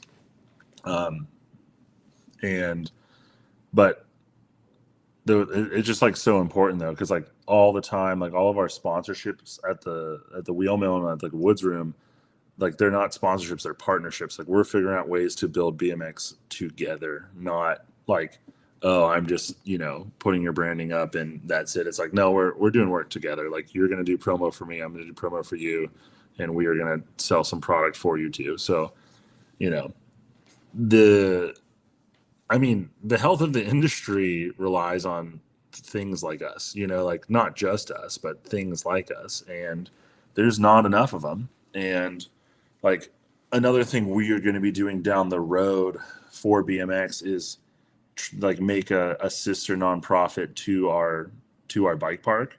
And we, we're in early stages of like mapping it out, but even something simple like the Wheelmill gave out like 500 to 1,000 free sessions a year to kids that needed it, which is awesome. But we're going to either partner with a nonprofit or make our own nonprofit and try to get a foundation to pay for those sessions. So we can just charge full price and give, like, say, if a kid, that they don't have enough money to ride, but like an easy way to say, like another skate park does this, they say like, oh, if you're on reduced school lunch, you just ride for free at the park. So we're going to explore like avenues with nonprofits to pay for, kids that can't afford to ride the bike park. But like the problem is the bike park can't exist if we're giving away tons of free sessions. So we're going to try to find a balance of that and get some grants or start scholarship programs immediately. Like the skate park in Calgary or the bike park in Calgary, Beeline, when they were closing, one of their last ditch efforts were like, hey, sponsor a kid. But like, we might just start out like the first year, be like, hey, sponsor a kid, if you have the means, like throw in $10, towards kids sessions, and like, we'll just cover kids sessions and those tack away from whatever budget we have. But, those are other things, but we're going to get off our feet and then start working on those. And probably putting those outreach stuff, like the portable pump tracks and stuff, like under that, and that way we can go to even more orgs and foundations and maybe even get budget, for trailers and vans we need, and maybe get budget for like a person that is a certified instructor, and then they can take those vans and just like go to as many schools as possible. And it's a free program to a school in a gym class, but we're also marketing the bike park and just BMX in general. So there's a lot of dreams here, but I think if we go down these routes, like they're going to work because we've already like piloted all these programs, and now if we do them like in a bigger scale, we should see a bigger, like a larger return. I don't know if it's going to be ginormous, but we're going to see a return. I love all that. That's phenomenal. Normally, if someone told me all that crap, not crap, but told me all that stuff, I'd be like, there's no way you're doing all that. But you've done all of this, and it's about scaling it up. So, like, that's super positive. That makes me super pumped. On April or June 28th, we will be doing the portable pump track at an event already, like to promote Awesome. Woods Room. Yeah. Awesome. I really, it really resonated me when you're talking about trying to help the kids who don't have access to the park. That's something I'm really passionate about because I grew up really poor and didn't have anything. And I so desperately want to help those kids, but it is such a challenging hurdle to figure out ways you can do that and not end up getting burned. And the nonprofit route is tough as well, especially because like when it comes to conflict of interest policies. Because I'm on a board for the outdoor park here, and they do programs, and it's like something I'm trying to be really aware of. And they wanted to make programs that piggybacked on my summer camps, and I was like, literally, you can't do that. Like if I'm a board member, I can't be part of a program that pays me to bring kids to my business. Like there's definitely like logistical hurdles there. But the arm's reach policy. It's just, that stuff's all tough. And like, I have a bunch of unofficial policies that I don't have written down because I don't want to get screwed over by people. But like any family that comes in, if they have more than 2 kids or they have 2 kids and the dad rides, I'll always charge them for one less kid than they come in with. Because if you have 3 kids, like it's expensive. So I always work with those people. And then, sadly in the skate scene and bike scene, you do have people with substance abuse. And when people are in hard times, the people in Rochester know, like, they can come talk to me, and I'll be like, you can come skate for free, ride for free until, when you get a job, let me know when you have a job and we could talk. But, like, you're better off coming here every day and skating than going to the bar where you were going or doing whatever you used to do. And, like, as much as I'd love for those policies to be public, it just always seems like such a risky thing, because I'm a one guy show, and then you just don't want to get burned on some stuff like that. So I really admire you wanting to reach out to the people that don't have access to places like this. Yep. So, like, we were already doing it at the Wheelmill, and there's one group that I'm like the head of their education. It's called Ruach Bike Club, and they're actually coming to their own. Like, a guy just, there was kids that didn't have bikes in his neighborhood. They couldn't ride. They didn't know how to ride a bike. He's like, "Nah, we're gonna take care of these kids." And at the Wheelmill, they rode every Wednesday for like 5 years, and we just let them ride for free.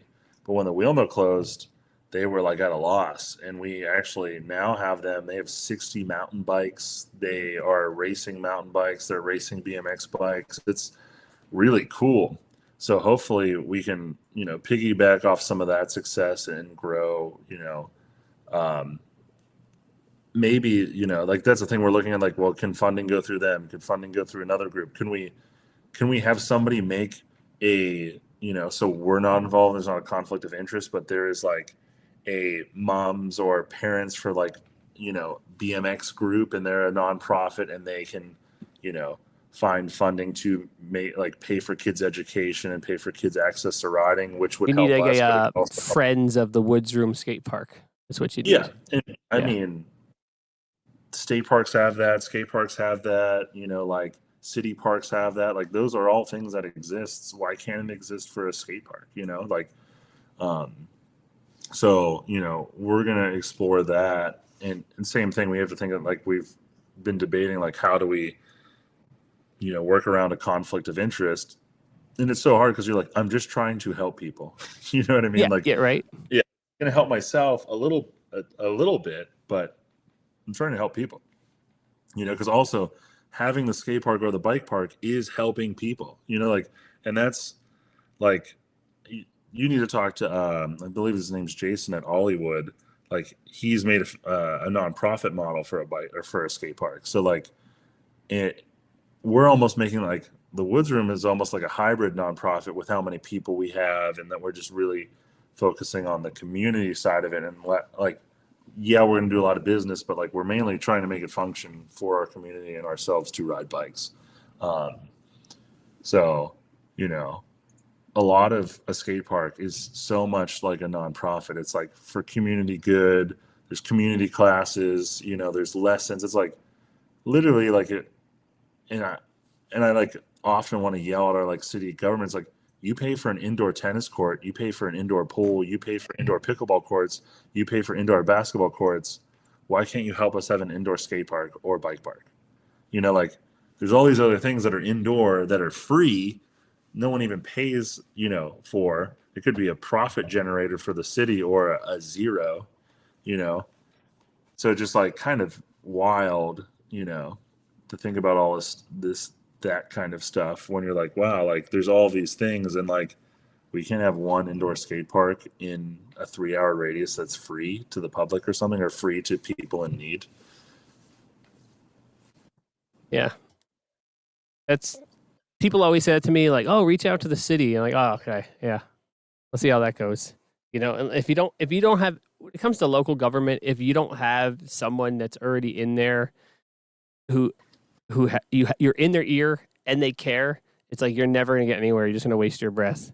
But if you can get someone in there, a friend in there, things can happen. But then again, when that person's out, or if the person that's been appointed by that, mayor or whatever leaves and they lose their position, it's just over. I've seen that happen in the mountain bike world and everything else. 100%. So getting back to Woods Room, how have things been going with your design and build and everything? What's your timeline look like? we want to be open for winter, but fire code stuff, like, was your build, you took over, like, yours was already a skate park, correct? Like, when you took over, it was RASP. Yeah, the fire stuff at my place was kind of sketchy, and I don't like. I don't, You don't have to talk about talking it. about it. Don't say anything. Basically, in my scenario, my property manager said that they take care of it. They said, they do inspections, because you're just taking over, it's whatever. They said they take care of the annual inspection. If there's issues, they'll let me know. And that's what they told me, and that's how I've flown for years. So Yeah.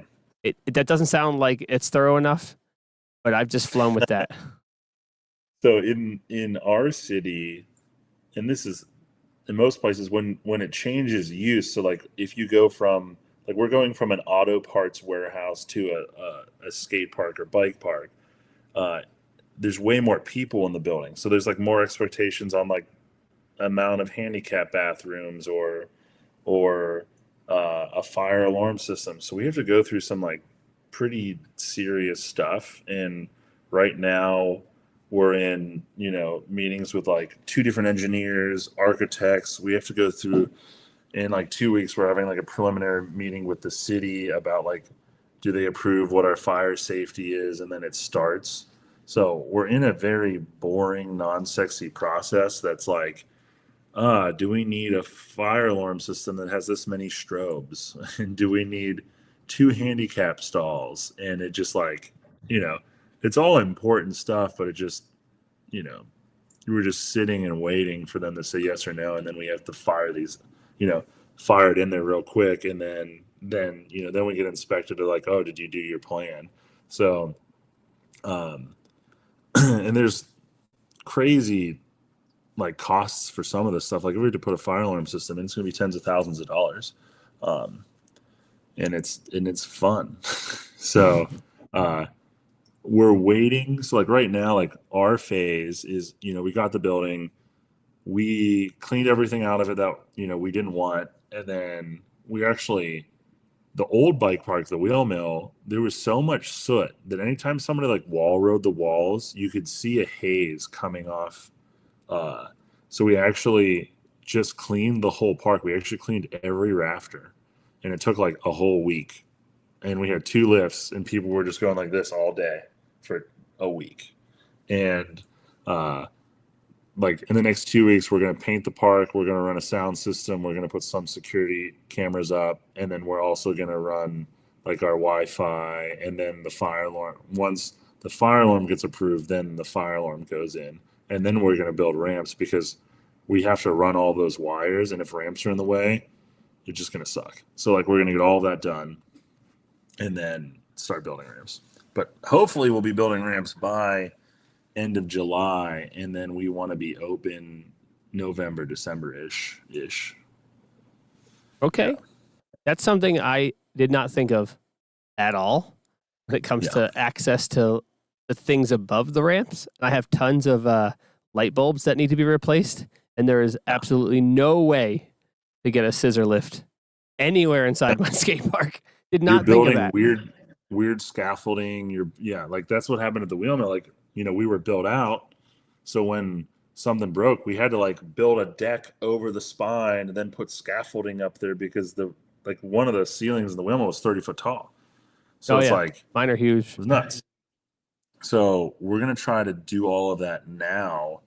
And so we actually might replace the one room doesn't have LED lights. Like we might replace one of the whole rooms to LED. So like if a light bulb goes out, like we won't have to worry about it for 10 years if we put LEDs up, So like we're debating doing that, but that's a cost, like it's like the lights work, but in a year from now when a whole section's out, I'm gonna be like, fuck, I should have put LED lights in there, but yeah.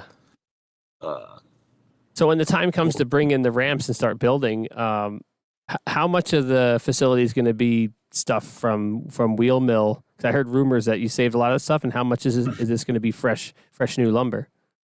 So we tore out about half the Wheelmill. So we took the whole jump room. We took parts of the pump track, some miscellaneous stuff. We took the whole park room. So and a lot of those ramps were mine because they were B Cube's ramps put in the park room. So like, it's like funny. I brought them in and I brought them out, and now I'm going to bring them back in someone else. But about half the ramps in this building will be reused, which is cool. And then about half of it will be, we'll have to buy some lumber and rip it up. But and where is this? bad. Where's all this? Where are these ramps now? This is funny. So they were only stored 2 miles away from the wheel mill, and the new building is only like 2.5, 3 blocks away from the wheel mill. So they literally went like 2 miles this way, and they're going to come 2 miles back this way. And they're just down the street at one of our friends. One of our friends has this crazy business. It's called Diamond Beach, and they bought an old like boat marina and made like a public venue, and the marina's open, but it has like 15 extra acres of land that's like this long skinny section. They're like, yeah, just put some shipping containers out there and whatever else. And we just stored we bought 3 shipping containers and packed it full, and then we have a bunch there that's just like on pallets and tarped, and then there's 6 2-stall garages just like filled to the brim of like our random friends. They're like, yeah, I'll just park outside, and literally we've had ramps in their garages for a year. So they're so stoked that like we're pretty close to bringing ramps inside. So this stuff's just like all a little bit here, a little bit there, a little bit over here. Everywhere. Some ramps are back at my parents' house. Like, we ran out of room, and I made like pallet floors and tarped out of my parents' house too. So it's like, it's crazy. They're everywhere. How fun is it moving ramps? The worst. We moved that whole bowl from Syracuse. That was a whole freaking thing. God. Yeah, like, it's nuts.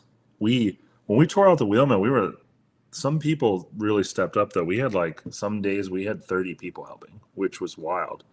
So hopefully when we move back, if we have half that, that'll be great. But mainly you need a good flatbed, something without railings. That's what you need. And we had like 2 people have flatbeds, and they really helped us, because it was just so much easier to load and unload, and they were big. Like we could fit a ton of ramps. But how did you move it? Did you get U-Hauls? What did you use? So basically, after Cranks closed, U-Haul moved in. When U-Haul moved in, they literally called Rasp and were like, yo, there's all these ramps here. We looked you up. Do you want them? I was like, that's crazy. But Rasp was in the process of basically going out of business. And the owner's like, we're going to go get all these ramps. And I was with them at the time. And I was like, that's stupid. You're closing. Yeah. Like, this isn't lasting. Like, why would you? They had all these tax issues and like 6 figures of debt. I'm like, that makes no sense. So I actually was like, I'm not going there, and I'm not doing this because this is just foolish. And they paid Ron Kilmer to go back there because he built that bowl. They paid him to take it all apart and stage it to move. And they went over there with a bunch of volunteers, and they ripped out 2x4s and took out that cranks box and all this blah blah. And then and then they closed. And then we're like, oh, I guess it's all gone, Yeah. And then I was building my skate park. We tore Rasp all the way apart, and we're rebuilding my park. And someone from U-Haul found me through the Rasp accounts and was like, hey, all this stuff is still sitting here. Do you still want it? And this is like months later, like almost a year later. And I'm like, you're telling me this is still just sitting there? And they're like, yeah, we moved it into a back room, but it's still sitting there. And so that bowl was cut up into pieces and numbered and just sitting in the room that it was in for almost a year. And then it just fell back in my lap. So we had a couple volunteers. We had one guy who had a landscaping company. So we had 2 landscaping trailers, another parent of a rider who had a truck that could tow it. And I rented a U-Haul, and we drove there and filled them all up, brought what we could bring back, went there another time, brought it all back. There was still some stuff left over. And then the bowl corners were just absolutely massive. They're probably like, I don't know, between 800 to 1,000 pounds. We left the oververt there. Yeah. So, and then another friend of mine was like, oh, my dad's buddy, he drives he does one of these like when they take these massive I-beams down the highway on these like crazy tractor trailer things. Maybe he could help you. And I call this guy and he's like, that sounds freaking awesome, brother. I'm driving up from Jersey on next Friday. You want to meet me there? Sure. And the people at the U-Haul were like, I swear to God, they're like, do you want to use our forklift? And we're like, sure. Yeah. Any of you guys know how to drive this? And my one buddy's like, oh, yeah, I'm licensed. Yeah. I'm sorry. So we were just using their forklift truck the whole time. And then we get this guy with this low boy tractor trailer, pulls it right in the freaking building, forklifts it on, he ratchets it down. Then we get all the bowl corners in one truckload. He told me like, it was something stupid. Like he told me like $100 or something.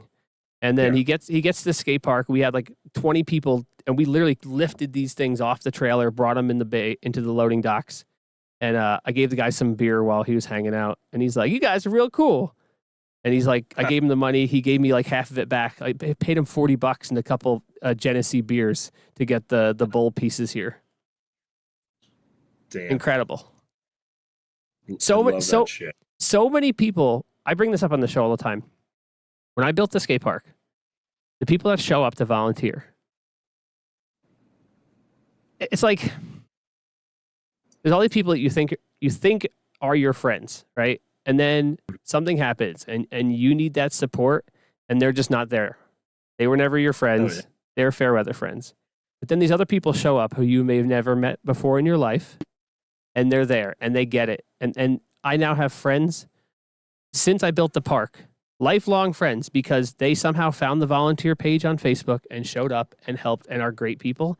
And I had people who I thought were my friends that now I haven't talked to for years because they didn't help. And when I opened, they expected to ride for free. And it's like, bro, no dig, no ride. You know how it goes. Yeah. 100%.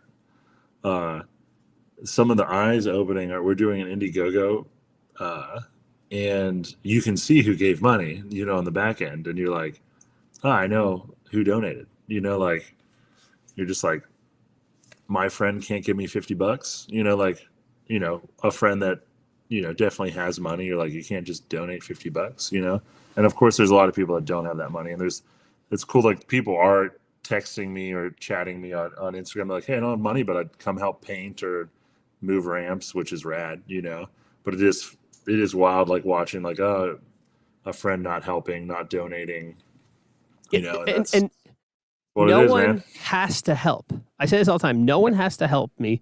No one has to support me. But there's a lot of people out there in the action sports scene who want to have this air of being this person that cares about the scene. They care about the community, blah, blah, blah, blah. But in reality, they care about like fostering this particular narrow vision of what they like, and anything outside of that they don't care about, or they just want their free ride pass or whatever, and that's fine. Totally. I care about community, and so I care about all versions of the community. I don't care that literally the skate shop in town, literally across the street from me, has their own private warehouse now that's a public free indoor skate park, and they do events there, and it's literally seeping hundreds of dollars from me because I know that warehouses are part of a good scene. DIYs are part of a good scene. All these things are part of a good scene. But whatever. 100%. Go. Yeah. I'm building a bike park, but I just built a free public jump park. So in summertime, people have somewhere to go, and they're not going to come to the indoor bike park. Yeah. They're going to go to the outdoor dirt jump park. Well, I get all these people that think it's important. I get all these people that think they're geniuses, and they love to suggest that the reason the skate park hasn't done so well for me post-COVID is because of the proliferation of outdoor parks in our area. And I think it's actually quite the opposite, that all these new outdoor parks, that rising tide is going to raise all ships. And I use this analogy all the time. I say, imagine your kid wanted to play basketball, but the only basketball court is like 30 minutes away in this one park in this one town, tucked away in the corner, and the asphalt's all cracked up and it hasn't been touched in 25 years. You're going to bring your kid there and be like, this is kind of weird. Why do you want to do this? But if it's like a baseball field in every park in every single town, it it's there. It's visible. It's ubiquitous. It's just something kids do. So the proliferation of outdoor parks is going to be great for action sports, and it's gonna be good for me. It's just gonna make my business a little more seasonal than it was. Yeah. And then, but hopefully your bike shop kills it. You know what I mean? Because you're delivering the good aftermarket part. And that's, that stuff. That's why we want to double down on bike shops. Is like in the city of Pittsburgh, this is crazy. Okay. Let's say an hour and a half radius, if you're from the center of the city, there is 3 BMX racetracks. There is 8 cement parks. There's like 15 prefab parks. There's 4 sets of trails. There's 2 dirt jump parks, and there's like 4 to 6 pump tracks ish. And then there is a small downhill park. And then there is like 350 miles of single track. So there is so much bike riding in our region. But in winter, we have so many bike riders. So like the bike park did really well seasonally. Like in wintertime, it did do well. But so what you're saying is I'm moving to Pittsburgh. You should, yeah. I mean, don't tell anyone. I mean, Pittsburgh is a great hidden gem, and we want it to blow up, but we don't want it to blow up at the same time. You know what I mean? There's so much riding. It's kind of nuts. Like we don't ride every skate park every summer. You know what I mean? Like we don't have enough time because like if we build trails, we want to ride our trails, or we're building our own DIY or whatever we're doing. We want to ride that, but like there's so much to ride in the region. It's pretty sick. That is absolutely incredible. Yeah.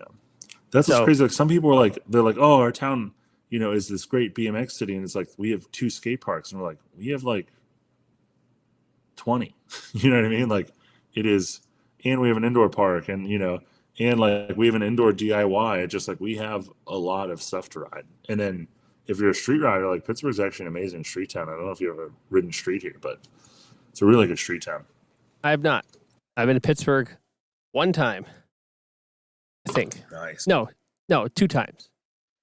I've been to Wheelmill once, and I rode my bike from Pittsburgh to DC on that bike trail, the C&O, the Gap in the C&O. I did that a couple of years ago with 2 of my buddies, and those are the 2 times. Nice. But Pittsburgh is absolutely gorgeous. I thought it was so cool. I got like 1 or 2 more questions here for you. Yeah, totally. What has been so far the largest logistical hurdle in this process of opening the park? It's code stuff like zoning, occupancy, like everything you do. Like our building technically needs 100 parking spots under code, but there's like all these loopholes and roles and things we can do, but like half the time, like it feels like the city like knows the rules, but they don't tell you the rules, and then you have to hire like an architect or a consultant or someone to tell you these rules, and then they tell the city what should be there, and then they go and it's just like mind-blowing what you need to do. Like you entered into a building that already went through all this, and like we're doing it from scratch again. And like the Wheelmill, one of the fire code issues I told you about, and this is stuff we're like researching and making sure we do or do not have to do, is the Wheelmill, they made them make the building cut in 2 if there's a fire emergency. A door is attached to the fire alarm system, and it falls if the fire happens, and it makes this side of the building not catch on fire, and this side of the building would just like burn. And we might have to do that at our facility, but like those doors cost like $10,000, and you have to get them integrated into your system. And it just like so frustrating. We're like, do we need it or not? And they're like, maybe. And we're just like, God, okay. Like, cause then that actually dictates our design of the bike park, because if we have to separate it in half, we can't go through this one door we want to go through. And we like, and we have to allot money to this door. And it's just like insane that we're just sitting here in limbo until we have this preliminary meeting. And like we're just waiting, so like we actually, some of our design is like, well, this might not even be the way we can do it because we have to break the building in half. So it's like, it's nuts. So like that is the biggest hurdle. Like if somebody just gave us a building, well, actually the biggest hurdle was finding a building. And then the second hardest hurdle is code. But if somebody literally just handed us a building, like I'm ready. You know what I mean? Like that's what I did for 10 years already. I'm just like, let's go. And let's fix all of our past mistakes. But the hardest part is acquiring a building and then making that building so you're allowed to have people in it. That is the hardest hurdles, because like it's just not something someone does often. You know what I mean? Like who takes a freaking 50,000 square foot warehouse that was just warehousing and then you want to shove 350 people in it? You know what I mean? It's just, that doesn't happen that often. And this is like, it's cool. I mean, it's special, like this stuff is special. Like what you have is special, what we have going on, and what was the Wheelmill that was special, like it is cool that an inspector comes in and they're like, what the heck is this? Because they don't see it, but like we're actually getting to do it. And that's cool. But the hurdles of that is just annoying, but it is what it is. And, there are a lot of important stuff like, sprinklers are good. They stop fires, Yeah, especially when your whole place is just made of dry wood. Yeah, very dry wood. Because now, our lumbers are 20-some years old, and it's crazy. Yeah, I worked at a bike shop that burned down once, so I've been through all that. So I have pretty decent fire insurance just in case. And it's even with the masonite on the ramps, it's not even if there's a small fire, or just even if the sprinkler system happens to go off, like it's going to cost tons of damage. All that masonite's screwed, and and the sprinkler systems when they go off, they just go until you get someone here to shut it off. So it could be bad. Dang, I didn't think about that. Yeah. You got to get the key to shut it off, Weld something. Well, I'll have to do another episode with you when you're amidst the build to see if you change your mind on what's the biggest hurdle. Because I know weeks of sustained ramp building is about as exhausting as work gets. I mean, it sucks, but I like it. I mean, I like finishing something and test riding it, and like that's the shit I like to do. Like, like you didn't really build a ramp until you were like working at the skate park, right? I never used power tools till I built this place, dude. I literally was scared of the circular saw, and I said I'm never going to use that thing. It's terrifying. And a week later, 2 weeks later, I'm underneath a ramp, upside down. So like my life, like I was lucky. Like my dad raced like semi-pro motocross in like the 70s and 80s. And then we had 50 acres of land, and he had a dirt bike track on the property. And so like when we were little, we're like, Dad, we want to build bicycle jumps. He's like, yeah, of course, let's do it. So like I've been building bike jumps with my brother since I was like 4 years old. And like at my parents' house, we had like 2 acres of trails. We had a Spine Mini. We had like vert walls tucked in all over the place. We had like this one sub box set up, and like literally when I was 12, I built that. Like I was just like, Dad, I want to do this. He just handed me a circular saw and a drill. He's like, go for it. And I've been building ramps since I was 12, and I love it. You know what I mean? Like any kind of, like if it's a mountain bike ramp, if it's dirt jumps, if it's wood, I just, I've loved doing it forever. So like I can't wait to build another jump actually. Like it's, that's why we've nerded out so hard, is because we've actually been building it for so long that we have made this ramp and it sucked, and like then we adjusted it, and then but that was like from 12, and then we built more stuff when we were 16, more stuff when we were 18, then more when we were 20, and then started building the Wheelmill, and then that was another 10 years of building. So it's just like literally decades of learning, and it's cool to just keep on freaking trucking. That is so awesome. This is all great. Your passion is apparent. The level of the nerdiness, the nuance, I love everything about it. I was already excited about this, and after talking to you, I'm even more excited. Maybe it's just to me, it feels infectious to me because like there's only like 6 other people in this world that do what I do, but this is like This is I love it. crazy. Every second of this has been phenomenal. My buddy Montana Ricky, he used to call me every once in a while and be like, "Hey, you burnt out yet?" Because that's like the thing. You own a skate park, you get burnt out, and I'm always like, "No, like, Oh yeah. like there's times I'm dragged down, but like I have the best freaking job in the world." You know, he doesn't ask me that anymore though. He knows better. That's what I was saying about like our group though. Like, I've watched the burnout, because, I've been riding skate parks, like indoor skate parks, since I was like 8 years old. I've seen so many close. I've seen so many guys be bitter, and it's that's why we went down the group method. It's like, let's try something different. Let's not just be 1 or 2 man show, and try to have a group having our backs, and not be burnout.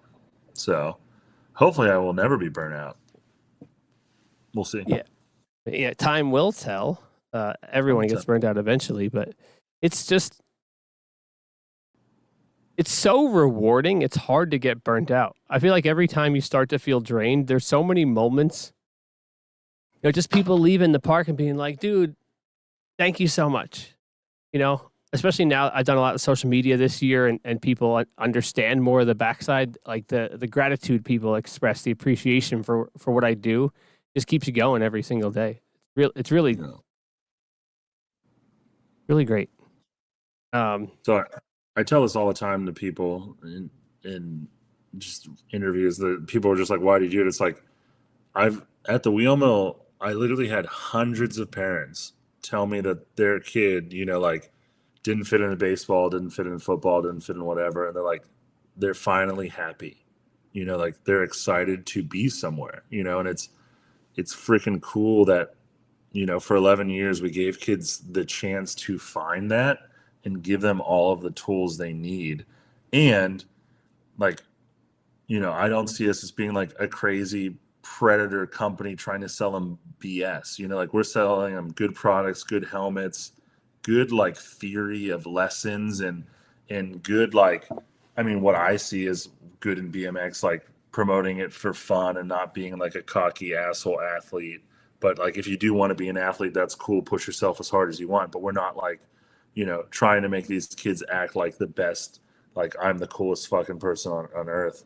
And, it's cool that we get to do that. And that's a special thing too, Yeah. At the end of the day, you and I are both trying to sell people an experience, right? And all the stuff around it is to enhance that experience. And obviously, to some business sense, you have to try to monetize this, sell data beer or whatever to pay your bills. But at the end of the day, it's really,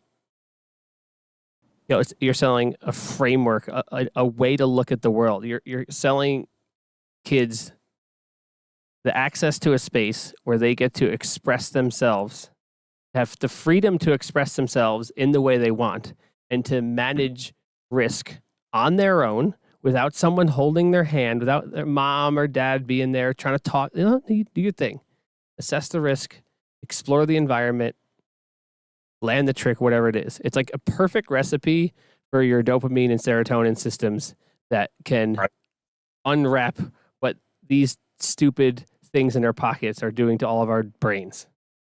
I will tell you, I do assist in risk, especially with lessons in summer camps, because if kids fall, you've probably seen this, they quit, and they often quit. So like, I actually, at the beginning point, and this is part of like a business model, is that we try to keep kids, of course, from crashing in their first like 10 experiences at the park.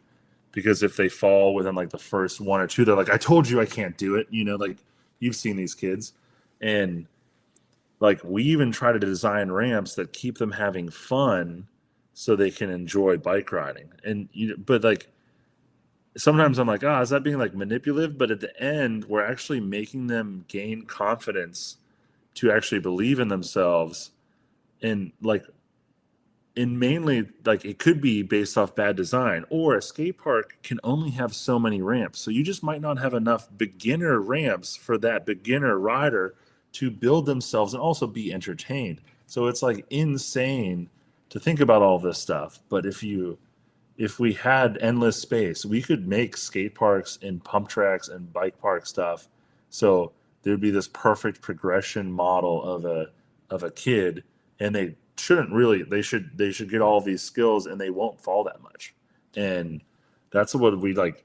That's something that we did at the Wheelmill. We're going to try to do at the Woods Room, and like it's insane to think about. But that's a side tangent of like my nerdiness. But is like if we keep kids, or if we have kids gain skill and not fall that much, then they're having fun and they're also not afraid and they don't quit.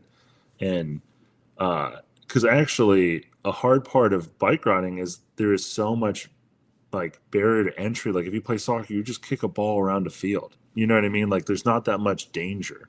So like this weird balance of danger and fun and keeping people safe is nuts, compared to basketball or soccer.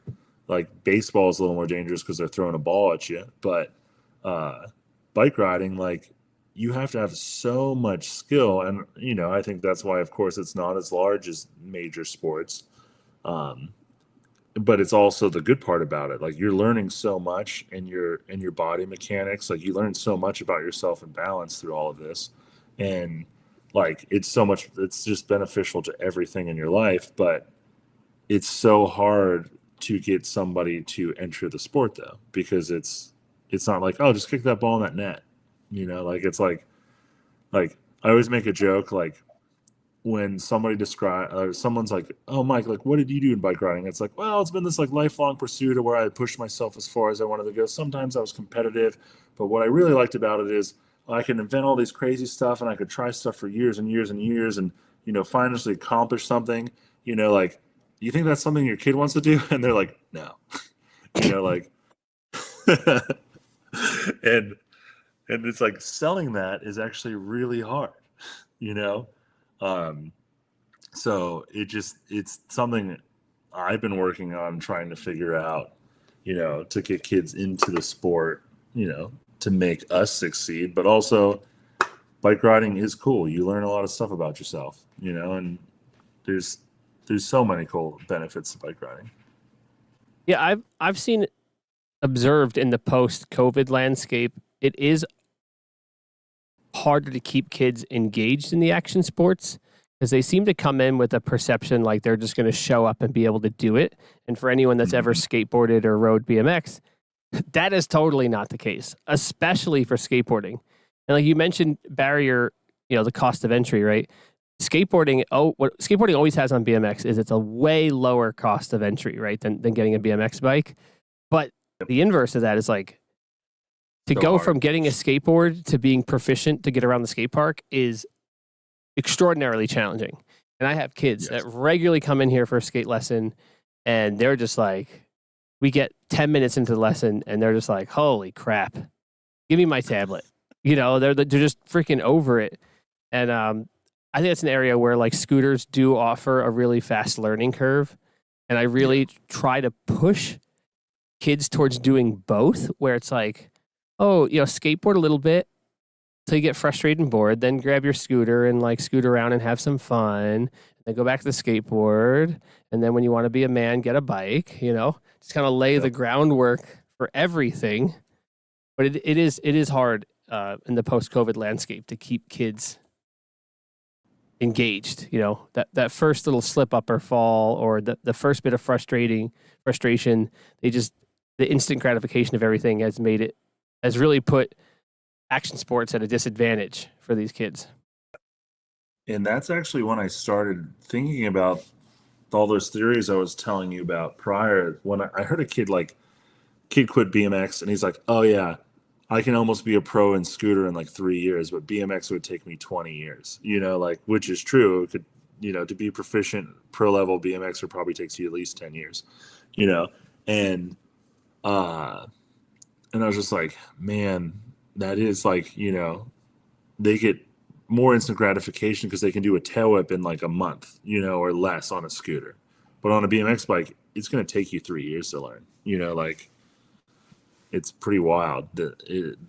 And that's when that was one of the parts when I started thinking like, all right, how do we keep bike riding interesting? How do we get people to stay in it and actually stay focused? And that's when I started thinking about like ramp design and like my lesson patterns. Like what do you learn next? How do we keep things fun? If you can see, my lights are flickering, and maybe this is just going to end when my power goes out because my internet will go out. So just forewarning if anyone's actually watching. Well, we got to bring this one home. We're at like 2 hours, 15 minutes now. That's a pretty good one. Uh-oh. Did we lose him? And we did lose him. Wow. Well, guys, thanks for watching the episode. I guess Mike called it. His power must have gone out. Well, that's a new one, 94 episodes in and something new every day. Maybe if we're lucky, he'll jump back in. If not, I'm going to wrap this one up. Everyone, thank you for listening. Everyone in the chat. I'm going to finish this episode by talking about a concept I've been thinking about, reading about for the last couple of months. And I was going to bring this up to Mike to finish it, but I didn't get there. And maybe Mike will listen to this and pull it all together. But I was thinking about how I operate the skate park.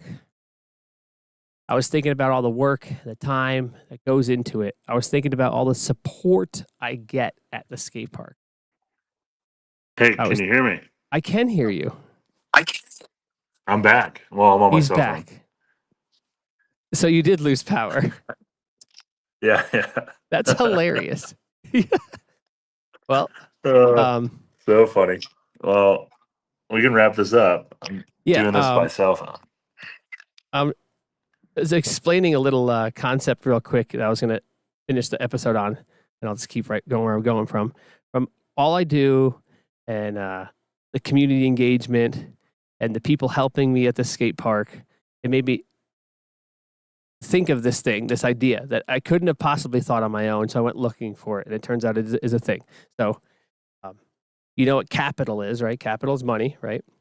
And then human capital is, a person or a people's willingness to work, their intelligence, their skill set, their work ethic, right? That's human capital. Those are pretty well known in economics.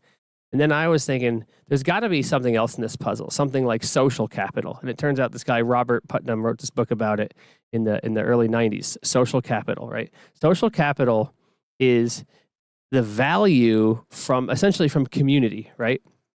The value from people that want to support you, right? Like the fact that 40 years ago, you could trust everyone in your neighborhood. You could leave your kids at home. People walked home from school. You didn't have to bring your kid to soccer and gymnastics and whatever because the kids played in the neighborhood. That was social capital. We now pay in our own human capital or literal money capital to do all this crap for our kids because we've lost so much trust and faith with each other, and we have such a loss of community and social circles. So at the end of the day, what you are doing, what I am doing, is we are keeping social capital alive. This podcast, the people that come and volunteer for you, that volunteer for me, social capital is something I think is going to translate well into your world, and hopefully some of our listeners can think about that idea. Anywhere you can maximize some social capital in your lives will make a huge difference for whatever community you're embedded in.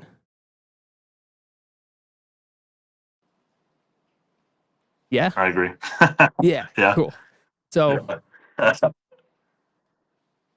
Mike, I always finish the podcast with, do you have any message for the riders, the kids, the dads, the parents, anything out there, any message you want to give everyone? And then you could plug your social medias, and then we can call the podcast. On the spot now in the dark and all that stuff. But I mean, we gripe about how tough it is, but I mean, it is worth it. We talked about earlier, like, you're a good graphic designer, you're a good welder, you're a good ramp builder. Like, you learn so much through all of this. And it just like bike riding. Like, when you actually go into one of these things, you learn, you know, 40 skills. You learn a lot about social life. Like, you're talking about social capital. You learn a lot about you know, the goodness of people. So, like, it's more worth it than you think. And, uh, to the dads, like, think my dad handed me a saw when I was little, and then I was like, oh, ramp building's sweet. And I already made one bike park and I'm making another one.